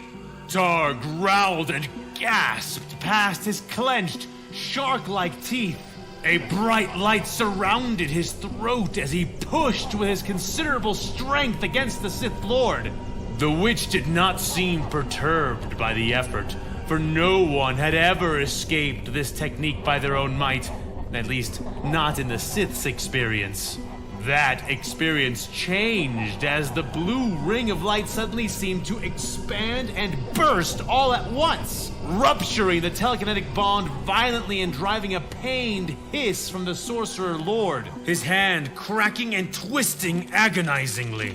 Tarweiler dropped to his feet, extending his hands out in his own brutally powerful telekinetic vice, slamming kilotons of force into his rival, both from above, his sides, his back, and his front. But this creature did not crumple into nothing, did not even fold like Ayla Sakura had. Tarweiler exerted himself more powerfully, veins bulging, but the Sith Lord did not even waver, even as the ground beneath his feet buckled and the tower split and melted around the spot. Tar felt his heart racing, for he was truly exerting himself, atoms smashing in sparks that nearly became nuclear detonations from the pressure he exerted. No, man. There should be some sort of effect that we should be able to see. But if there's nothing, that means this is a shadow clone. You're dealing with another shadow clone. You're dealing with another shadow clone. I don't know where the real Sidious is. You know? But you're dealing with another shadow clone. If you don't see any sort of visible effect on Lord Sidious from this exertion of power, you're dealing with an illusion or you're dealing with some sort of shadow clone. Yeah. And yet, there he stood, smiling, unbothered. How was it possible? How powerful was this Sith Lord to shrug off such a force? And then Tar felt it, a hand resting upon the back of his head, fingers extending over his scalp, grasping gently as the illusion he had been trying to destroy vanished before his eyes like a desert mirage brought close. He's like, my boy, my boy, you tried your best. Tar ceased his exerting, heart beating in his ears. When had the Sith Lord slipped away? How had he not noticed, not seen? I think he hasn't been in front of you this entire time. I honestly don't think he was there this entire time. Maybe the moment when he created those clones of himself, there was one clone that would be very convincing that, okay, this is actually Lord Sidious, when in actual fact it's not. And he's been hiding in your shadows ever since or something. I don't know. Maybe he was using some sort of false invisibility. and he's always been behind you this whole time. I don't know. That's what I'm thinking. You know, deep inside. The Witch Lord said, voice resonating as if from inside Tar's own head. That you cannot succeed. Hissed the Sith Lord. Tar felt sweat building on his bald head between the fingers laid across his pale cranial skin. Was he fast enough? Was he powerful enough to stop him even now? Even gods could be slain and devoured by mere children if conditions were met. This Tar knew well. But you do not have to stand against me, whispered the Dark Lord. You can kneel. You can learn. Tarweiler struggled to control his breathing, his heart's own hammering, making hearing the words alone difficult. He sighed out a hiss, dropping his hands slowly to his sides, his left falling over a specific part of his robe. There, within an inner pocket, was a device which may yet save him, but he could not reach it directly. Feeling his guts roil with tension, Tar began to speak as his left hand slowly closed around the vague imprint of the object, gradually squeezing it, trying to activate it. Betray the Emperor. Betray mankind. Do you think you are the first witch to try to tempt me from the path? Tar spoke, each word enunciated with cold clarity, challenging the Sith Lord even now, hoping to keep his focus. Ah, loyalty and duty, such noble concepts, but even they have their price. The witch whispered, drawing closer, his voice resonant. You're no stranger to the corruption that eats away at your Imperium. The stagnation, the ineffable sense that it is all crumbling away. With me, you could not only save it, but reshape it, rule it. Save it? Reshape it? How? Do you have a way for him to return back to Warhammer 40K? And even if you did, there are people who are far more powerful than Tarweiler in that galaxy. Even the Emperor as he is, as bones, he could still, squash this ant. You're dealing with an ant, Lord Sidious. You tell Tarweiler that, you're irritated by his ignorance of your galaxy. But you are ignorant of his galaxy. Where he comes from, he is a small cog in a machine that you cannot even comprehend. He is tiny compared to what's out there in that galaxy. But you're a Sith Lord. You're trying to entice him. I wonder, will you succeed? That is impossible. The Imperium of Man serves only the Emperor, the Emperor's son and Lord Commander, and the Inquisition which safeguards it. No one man has controlled the Imperium for over 10,000 years. If it is not the Emperor, then it is not possible. Tar shot back, his voice tinged with an emotion he seldom allowed. Temptation. Tarweiler felt the weight of the Sith's grasp tighten. Ah, are you truly too beguiled by the illusion of untouchable divinity?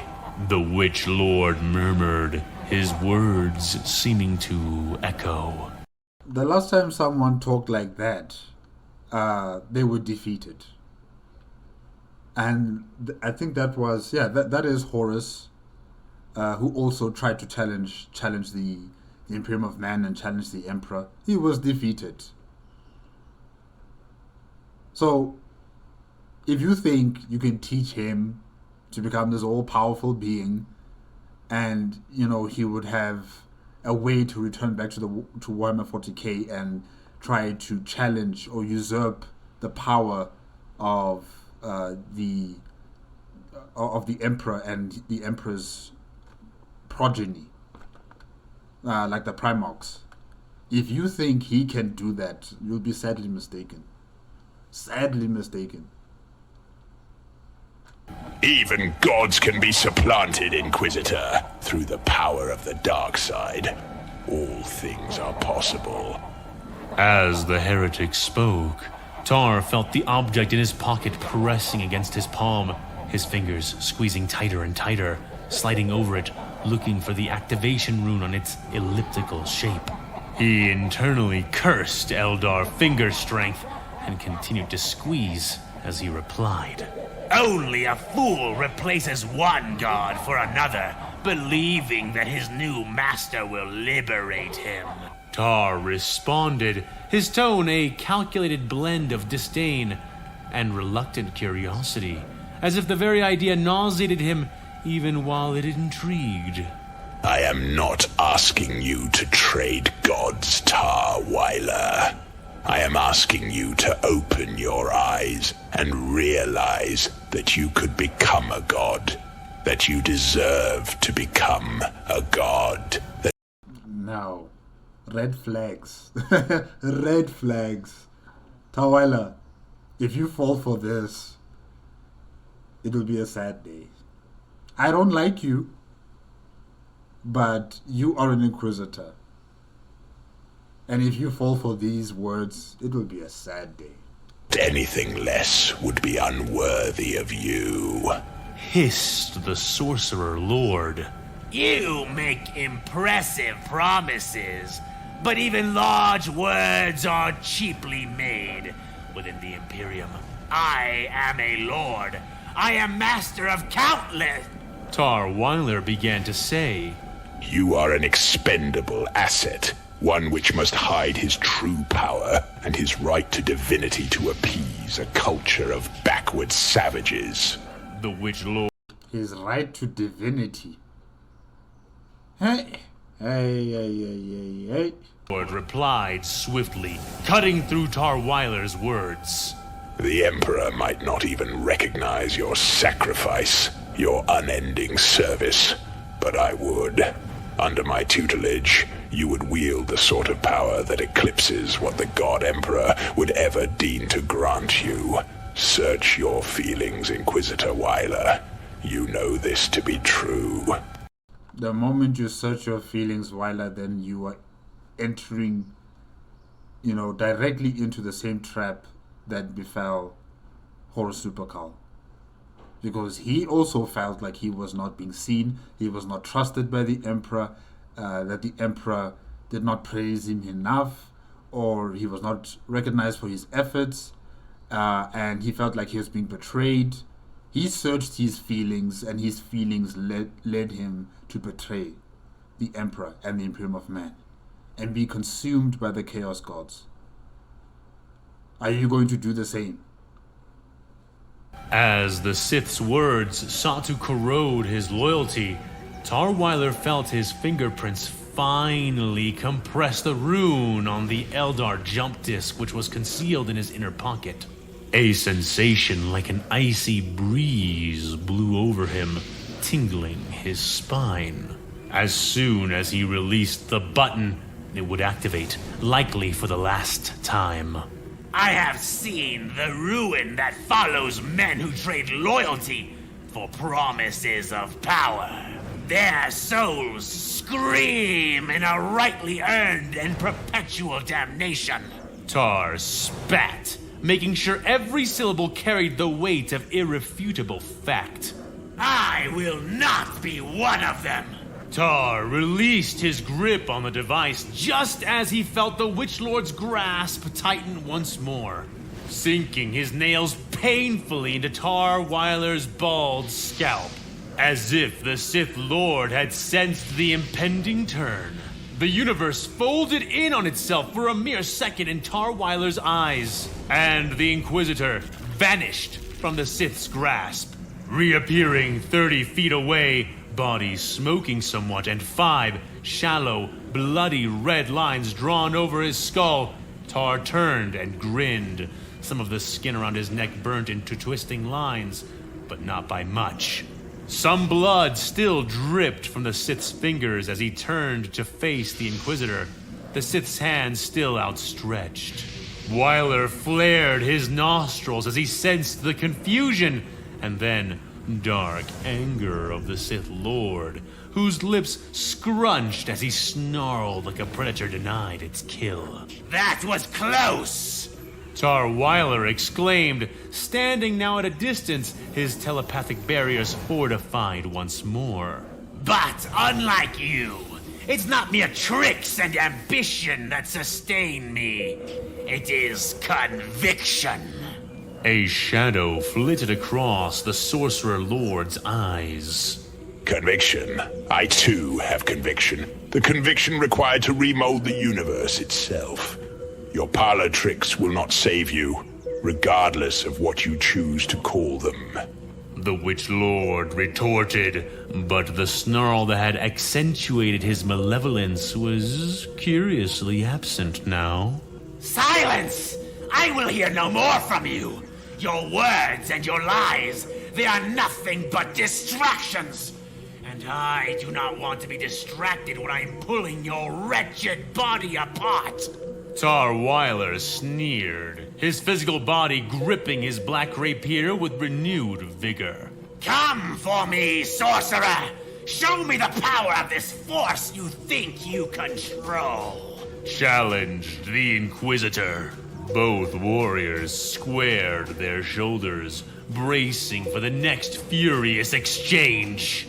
Round 4. The space between them felt more charged than ever before, like an even larger tempest was about to be unleashed. However, just before that storm could break, a new aberration emerged. Out from the shadows of the twisted broken tower, and behind Tar's back, a skittering mechanism of gears and circuits burst forth. Omni Kraden extended his metallic limbs into a myriad of directions, moving even as he launched himself, body angling to catch the Inquisitor's profile. Before he even understood what had happened, Tar was encased once again, this time not by the forceful grasp of the Sith Lord, but by the cold, unyielding appendages of the Tech Priest. Before the witch could even attempt to counter, Omni Kraden's array of mechanized limbs constricted, pulling Tar into its midst like an arachnid securing its prey. In those same moments, a mechanical whir sounded, whining while an industrial antenna emerged from the centipede-like mechanoid's back, extending skyward and flashing from its bulb-like tip.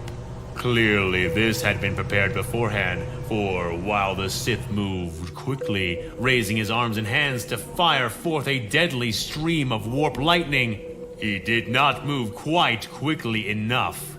A wave of ethereal energy pulsated from the mechanism the antenna had extended from, a distant teleportarium coming to life, already locked onto the coordinates. The air distorted, waving as if in intense heat, a sickening rainbow of colors flashing from the spot just as the lightning reached them. And then, in a burst of disorienting sound and sensations, both Omni Kraden and Tar Wyler vanished, leaving behind only the echoes of a battle left unfinished.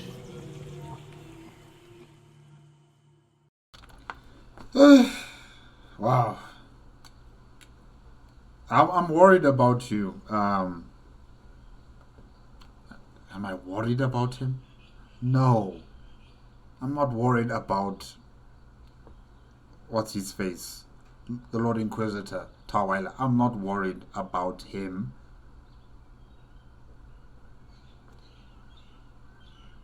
I'm worried about his conviction. His utter faith and loyalty to the Imperium of Man and the Emperor of Mankind.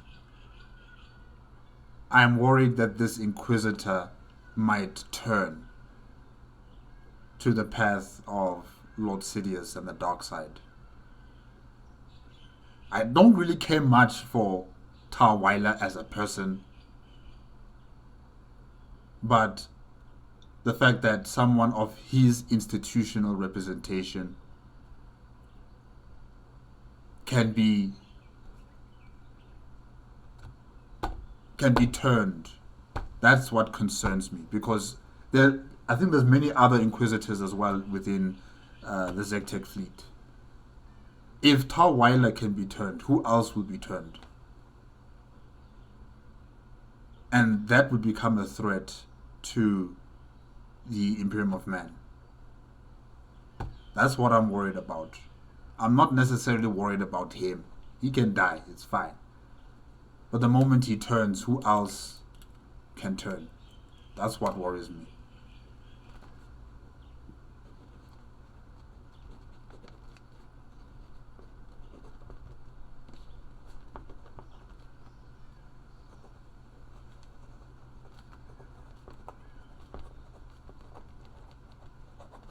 Okay.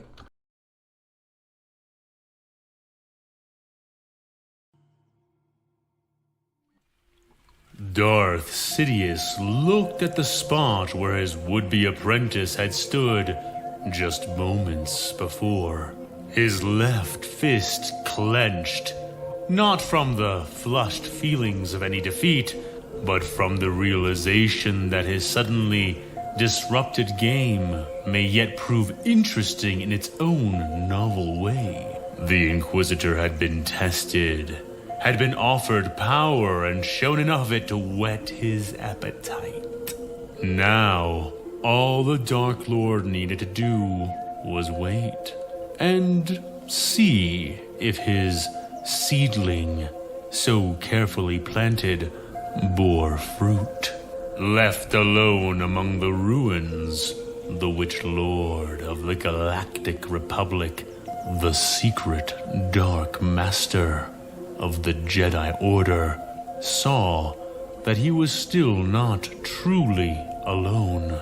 Unconscious or dead Jedi yet lay strewn about the corrupted heights of the tower he and Tarweiler had formed in the process of their spiritual and telekinetic battle.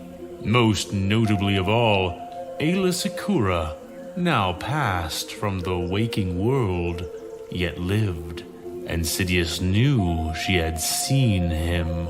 Perhaps she had not been able to piece together that he had come as part of the Republic's response, but he doubted even the Jedi were so blind as to not notice his timing.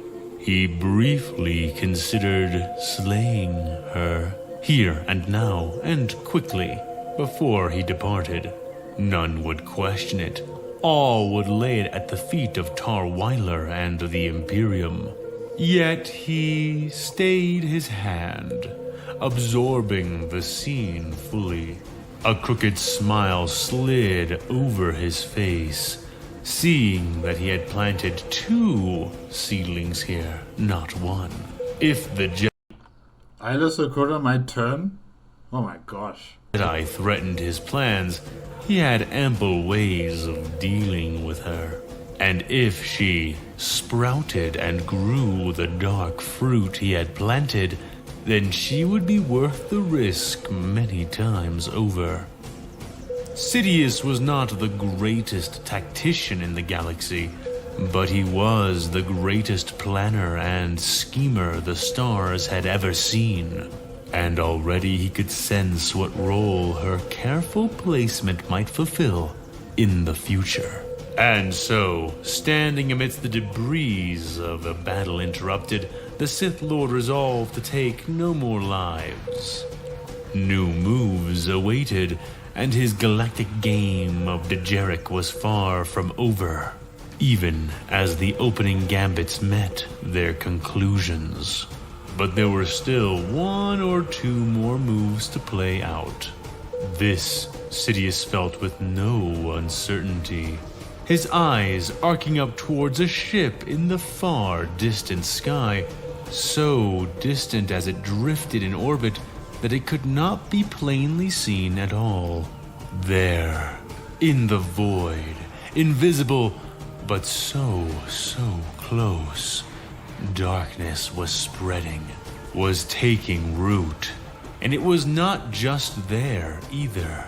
Sidious then turned his burning yellow eyes towards the horizon, viewing from his tower the streak of arterial red which had been left behind by a blood-drenched storm, like a crimson road carved through the spires of Axum's planet-wide city, Blood for the blood god. leading towards a howling tempest which was, like the ship, far beyond his physical view, but well within the reach of his preternatural senses. This was only the first battle, but as with all opening moves, it, once concluded, would set the stage for the rest of the game. Already fates had shifted irrevocably, both in this dimension and in others nearby. There was no going back now, and embracing the power of change, Sidious straightened his robe and began to make his way towards the edge of the tower. He was the master behind this war, the Republic, and the Empire that would rise in its wake. By this, he would shape and control the future through his strength and new, twisting schemes. The galaxy would yet be his, the Dark Lord knew, for over all of the many things he was, from duelist to sorcerer and liar to leader, Darth Sidious was, above all other things, an architect. But not of wood, stone, or steel. No, nothing so mundane. Darth Sidious crafted using only the most powerful and the most potent of building materials. What he gave rise to through his construction would stand the test of time far greater than any single building ever could. For here, in his galaxy, Palpatine was the architect of nothing less than fate, and none would usurpate his glorious design. Somehow it seems your secret's well protected, and the ghost under your bed so far away. Promises you won't keep and friends rejected. Another stepping stone you're using on your way. Now, brother, for the fun you had, the devil's coming and he's rude, he's bad. So say your prayers, your soul to save. His gift I'm choosing will dance on your grave. Just to keep the future from the unexpected, you flip another coin down in the wishing well. Another night you spend with puppets disconnected. If nothing else, at least you have your soul to sell. Hey, brother, keep your senses clear. A crash is closer than it appears. Fame is a drug, better use it well.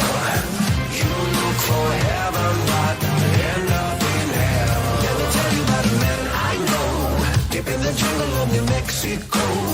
In the smoke he got his vision clear, until the day he died and disappeared. Now where he's gone no one can ever tell. Another coin down in the wishing well. Under the influence defends us down. You know what goes around comes around. Get down, burning the bridges. You won't see me around no more. Get down, burning the bridges. You won't see me around no more. Get down, burning the bridges. The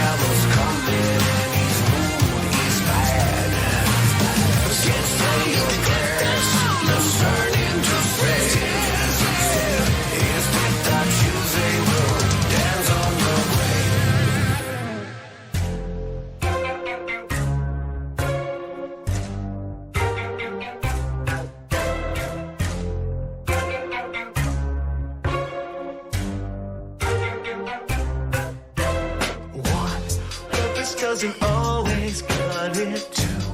Then go to the grave, and then there's the chances that I'm gonna give you for the final war in tender 5 seconds, and your confidence is frozen 6, and you're already gone 7 deadly little sins that haunt you 8, and it's just been too long. I'm the hunter, creeping under, and I know you've seen my face before. Deadly agent, now impatient, so I can't ignore you anymore. Your bounty's far too rise. I don't think you'll land on your feet this time. Wasted each of your lives. Now you're pushing the end of number 9. 'Cause I think your indifference is a crime. So I wanna remember number 9.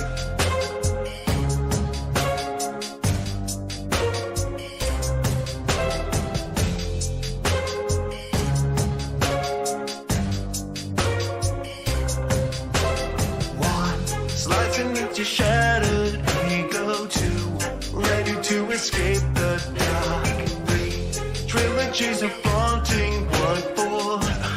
Death has got more bite than bark. 5 seconds and you lock yourself wide open. 6 and the last dance is on. 7 steps and I will leave you broken. 8 when I sub out your song. I'm the hunter, creeping under, and I know you've seen my face before. Deadly agent, now impatient, so I can't ignore you anymore. Your bounty's far too rise. I don't think you'll land on your feet this time. Wasted each of your lives. Now you're pushing the end of number 9. 'Cause I think your indifference is a crime. So I wanna remember number 9.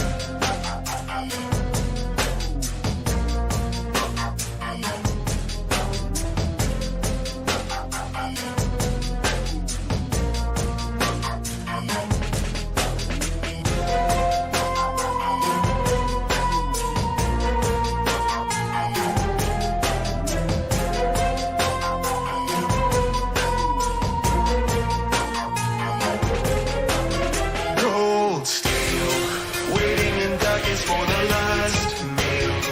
Oh, to the underworld inside you. Forces your arrogance won't conceal. All heroes have to die, they talk. Singing into the night when death walks. No wish can save you when the war stalks. I've got your number when the heart stops. So much bravado for a lot. Sometimes AI will just scare you, eh? The things you see.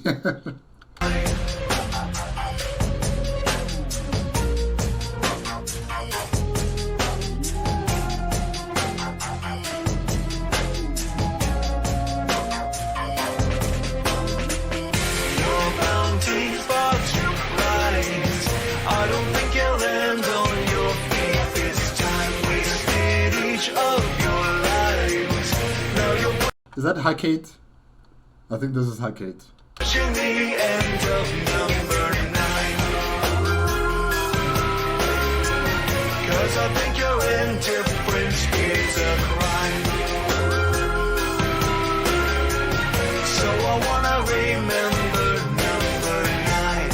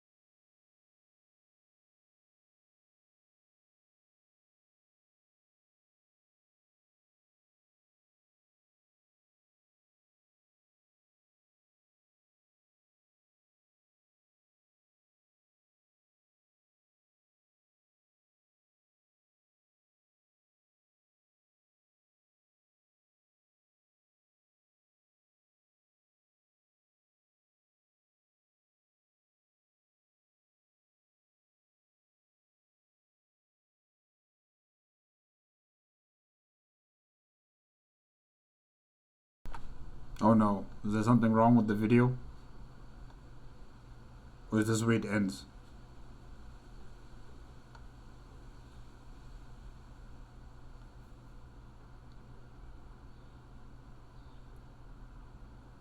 I think there's something wrong with the video. Okay, let me double check and see if there's more of the video that I might possibly be missing out. Yeah, let me just first check. If there is more on the video, then I will either go on YouTube or re-upload the video and, you know, go towards the end again. Hold on, guys, I'm coming back. Okay, I double checked the video and it seems like that's how it ended. So yes, I'm in the clear. Yes, guys, that is it with Star Wars vs. Warhammer 40K, episode 44, The Light That Flickers, part 2, made on the AFanWithTooMuchTime YouTube channel.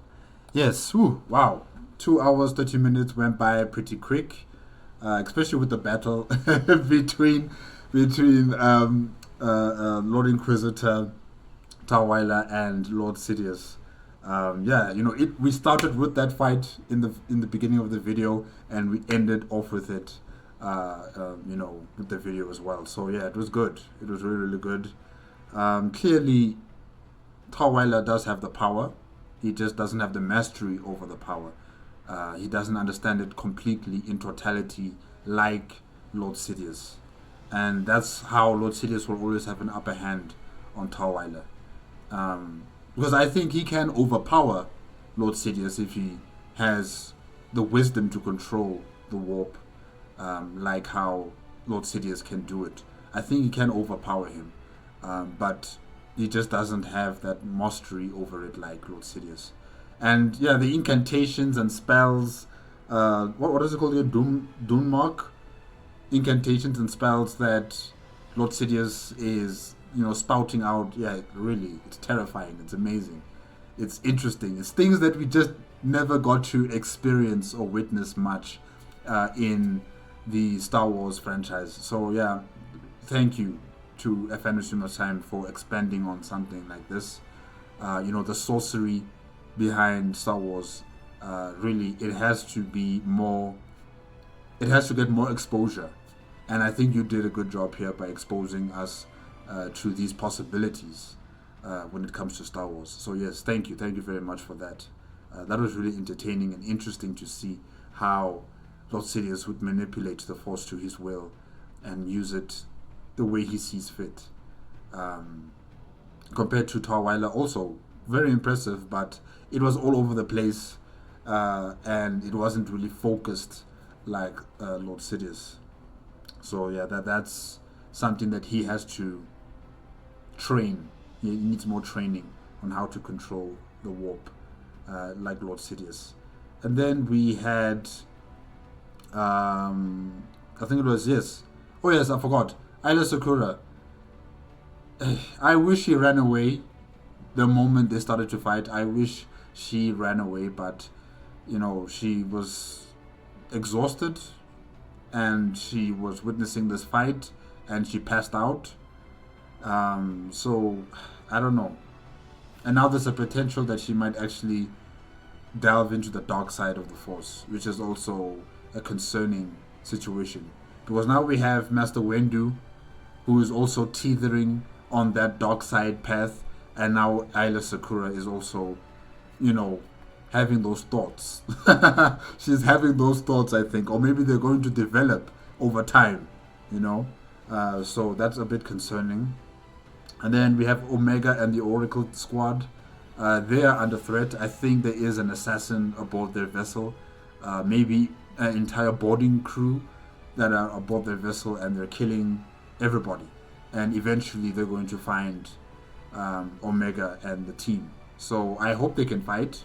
I hope they have guns at their disposal, or get to the nearest escape pods and get out of the ship as soon as possible. Yeah. So good luck to them. Saint Lazarus and the Imperial Remnant, especially when it comes to Leandra.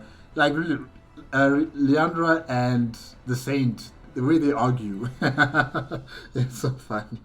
It is so funny, you know. And with Leandra, her voice just continues to escalate. It gets louder and louder and louder. Like, really. They kind of sound like an old married couple.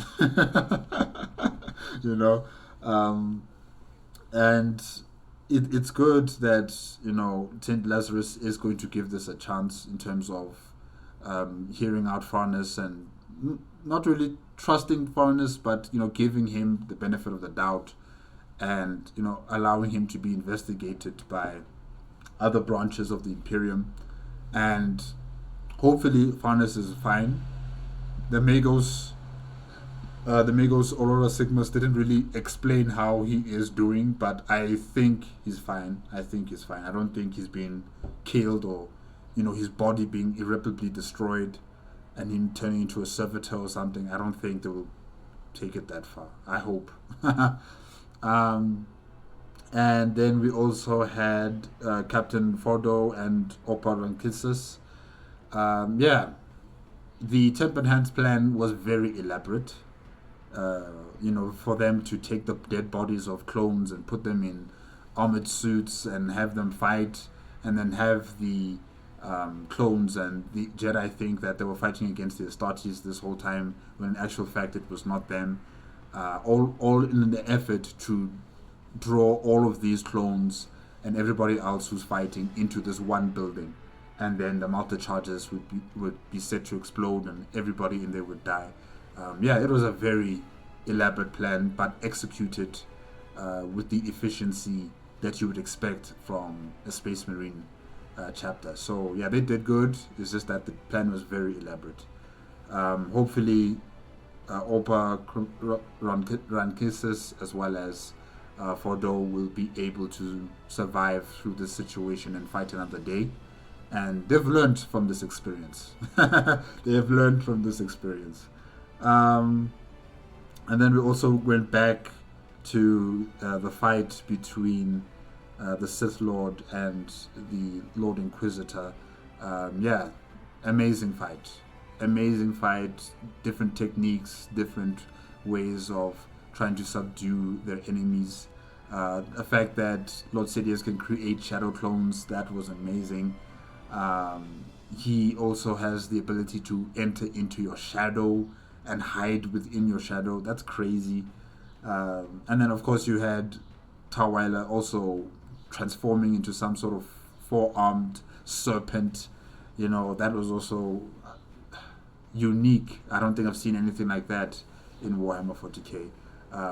He did kind of look like, what's his name again? I just remembered his name. Primarch Fulgrim. Yeah. You know how he transformed into a four-armed serpent creature. So yeah, quite similar to that. And yeah, like Lord Sidious had claimed that Tawila has all this power, he just doesn't really know how to control it and master it. And I like the fact that as an Inquisitor, Tawila is resisting any sort of what was the word I'm looking for? Is resisting any sort of, what is the word I'm looking for? Is resisting, how do I say this? He's resisting, you know, honeyed words. He's resisting promises. He's resisting any sort of, persuasion from Lord Sidious. And that's a good thing. It means that this Inquisitor is still a very loyal and very loyal Inquisitor to the Imperium of Man. Yes, I do not like his methods. I do not like him as a person. But as an Inquisitor, he is showing that he is still very much loyal and a diligent operative of the Imperium of Man. And that's a good thing. That's a very good thing. Because really the promises that Sidious was offering Tawila, really it is all just to make sure that he's on his side and then he'll manipulate him and control him as a puppet, as a servant, just like Darth Vader. And, you know, he'll just be on his side forever until the day comes where Tarweiler thinks that he can take on Lord Sidious in a duel and kill him. You know, like all Sith, they have a master and apprentice, and the apprentice has to kill the master to take his place. So until that time, you know, Tarweiler is just going to be his servant until maybe there's someone else who's far more powerful than Tarweiler, then he'll be replaced. He'll be replaced with someone else. So yeah, it's good that, you know, Tarweiler is still a capable Inquisitor who will not fall to heresy. Yeah, because basically this is heretic, you know, promises from a heretic, promises from someone who would make you to turn your back on the Imperium of Man and humanity and the God Emperor. So yeah, he's still loyal. It's just that I don't agree with his methods. I don't like him as a person. And yeah, that's as far as I get with him. Yeah, I still want him to die. That's not going to change. I still want him to die because I still think he's a threat to the safety and security of the Imperium of Man. Yeah, that's it. That's it, guys. The architect of the fate, Darth Sidious. Yeah, he wants to be the architect of this galaxy's fate, and he is, you know, bent on creating more wars and conflicts and confusions, all in the benefit of his own success. He is playing 4D chess, like the Chaos Gods, like the Emperor of Mankind. He's playing 4D chess, and yeah, you know, his callous nature is what gives him his ultimate strength, that he doesn't really care about anyone, about anything, just that he succeeds. And I think that's what's going to give him his strength, because, you know, his calculating nature would not allow him to have any feelings for anyone or anything. Even if the galaxy burns, he would rather be the ruler of the ashes.